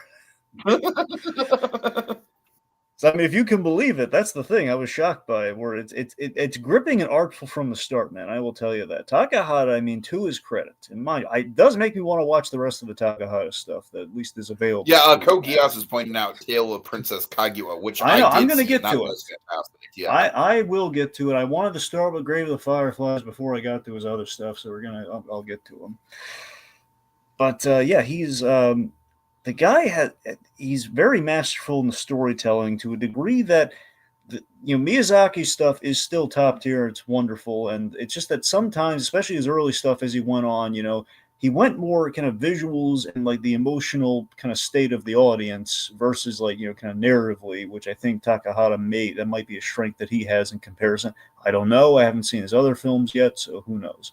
At least with this movie, narratively, like from the get-go, this is not going to end well. We know that already. It's basically the end times of World War II. That's essentially what the premise is. It's like the last year of World War II from the Japanese side. They're still thinking they're going pretty strong, but this is where things are getting really tough and like everyone's rationing things, and there's bombings on the regular. It's pretty bad over there. By bombings, I don't mean like the big bomb. I just mean like where we're at specifically. We just have like regular like fire bombings and stuff. It's bad, and it's basically we know our ending of the story very early on, but we're basically filling in the pieces as the movie goes on. So narratively, very ironclad, man. I'm loving that. It's a kid trying to survive with his little sister, and it is. It's rough in places, man. It gets really rough in places. And the aunt, man, that's the thing that shocked me. Like this aunt is like kind of this aunt or auntie figure, basically the friend of the mother's, who's kind of like the aunt. She's like taking care of them. Honestly, that element of the movie is like the thing that makes me most not want to watch it, because I do not do good with parental figures being cruel to kids. That's one thing. Well, that's the thing. She's not. It's kind of it's hard to say because she's not cruel, but it's basically a thing where she really could have been more understanding and nicer to these kids under the circumstances that they're in, and it really shows. And it's like, given what happens in the movie, it's like, my God, she was really monstrous for not helping when she really could have in these moments. And it really, it's very echoing, like, and you kind of feel it there. And basically, the world, without telling you that, it's like the world is kind of against them at every turn, and it's very harrowing. So it's a bummer of a movie, but it's an artful bummer, man. It's like this is like the oil painting in the museum of depression. Totally. It's depression of the highest order, but depression like painted like alongside the Mona Lisa. Sure. All right. I'll pick these two out pretty quickly. So we have Snatch. I have not been a fan of the Guy Ritchie stuff that I have seen, but I have not really seen his earlier stuff. I haven't seen Lock, Stock, and Two Smoking Barrels, which by all intents and purposes I've heard is pretty much his best movie, but this was really good too. I really, this really took me back to like kind of like the 90s crime movies, like stuff like Train Spotting, and kind of had that kind of vibe to it a little bit. Although this much more kind of leans into the crime element, where Train Spotting, it was kind of like on the fringes of the criminal society just by its nature. But who really stood out in this movie for me was actually Jason Statham. Because Jason Statham, we're so used to Jason Statham playing like the tough guy. And this movie, his character is honestly kind of pathetic. Like he's basically just kind of like a yes man to the big mob boss, and he really does not do a good job of standing his ground. He's bad at his job. I mean, it's really I really loved seeing Jason Statham in a role that is, obviously this is like before the Crank and the Transporter movies and all that, the movies that kind of like made Jason Statham what he is. And I gotta tell you, I like this version of Jason Statham a lot more than I like the tough guy Jason Statham. Let's see who else is in here. I mean, it's a really, really good cast all around. There's one really. Hold on. There's a guy in here, and is it Brad Pitt? Sorry, I think it's Brad Pitt.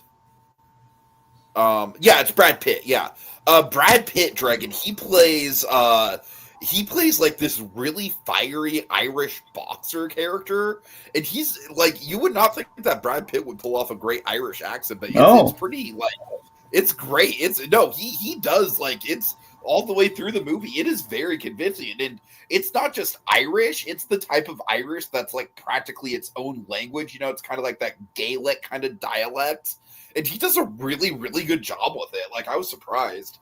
It's the kind of movie that nowadays I could totally see, or it's a kind of role that nowadays I could totally see Colin Farrell doing. But yeah, so overall, really, really solid crime movie. I watched it for a movie night. I probably wouldn't have watched it otherwise had a friend not suggested it, but I was glad that I saw it. Let's see, Vinnie Jones has a really memorable, a small role, but a memorable role. His name in the movie is Bullet Tooth Tony, which I think is a really fun name for a character. Benicio del Toro plays Frankie Four Fingers. So all these characters have like, these really elaborate kind of names. Jason Statham, his name is just Turkish.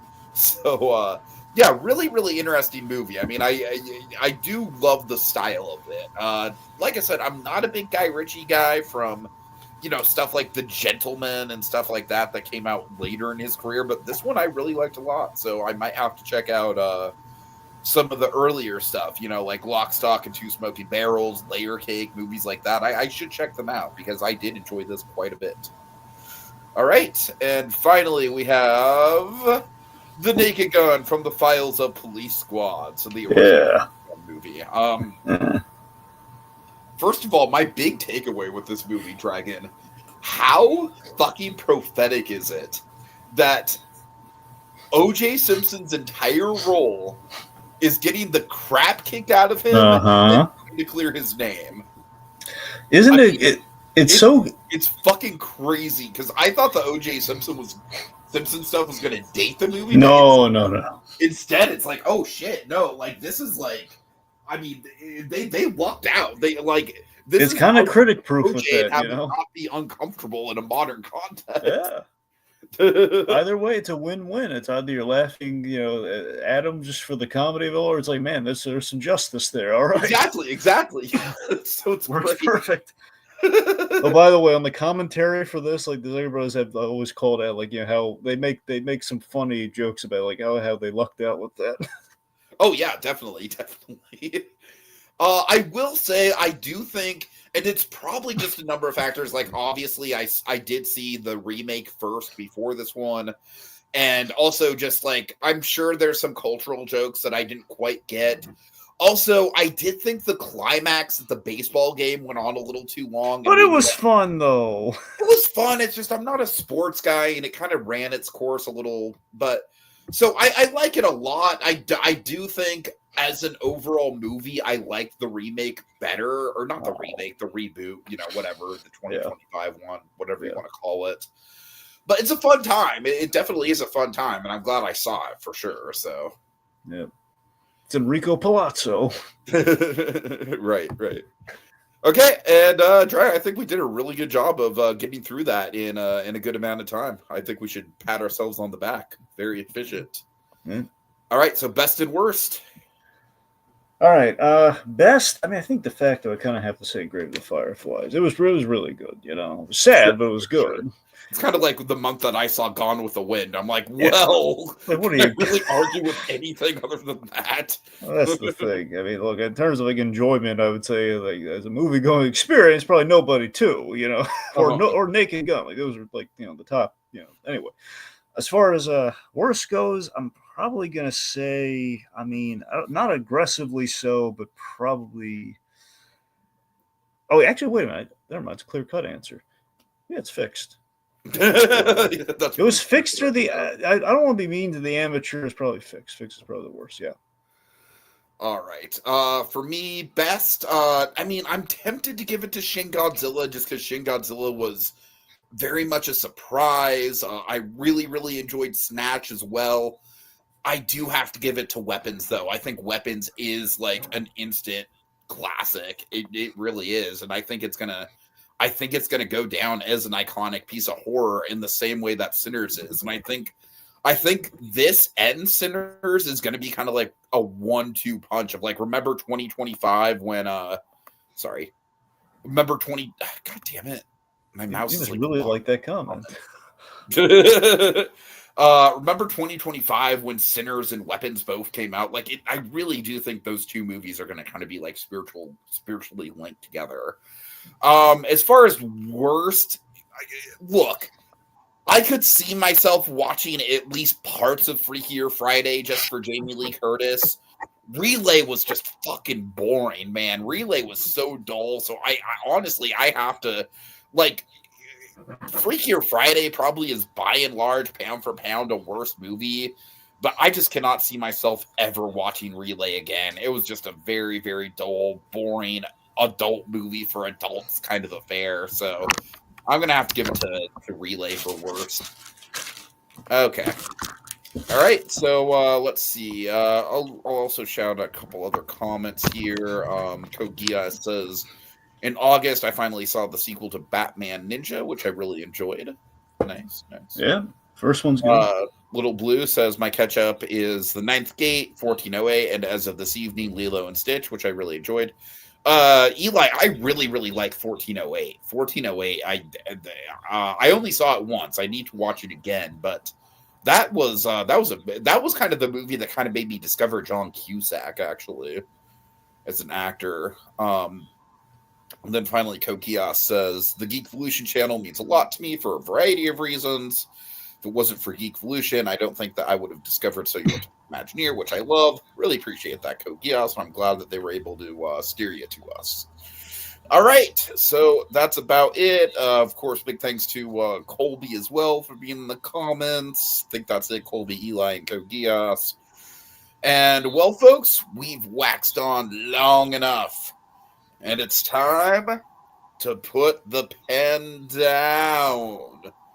Until next time, we'll return with another fitting chapter in our Movie Memoirs!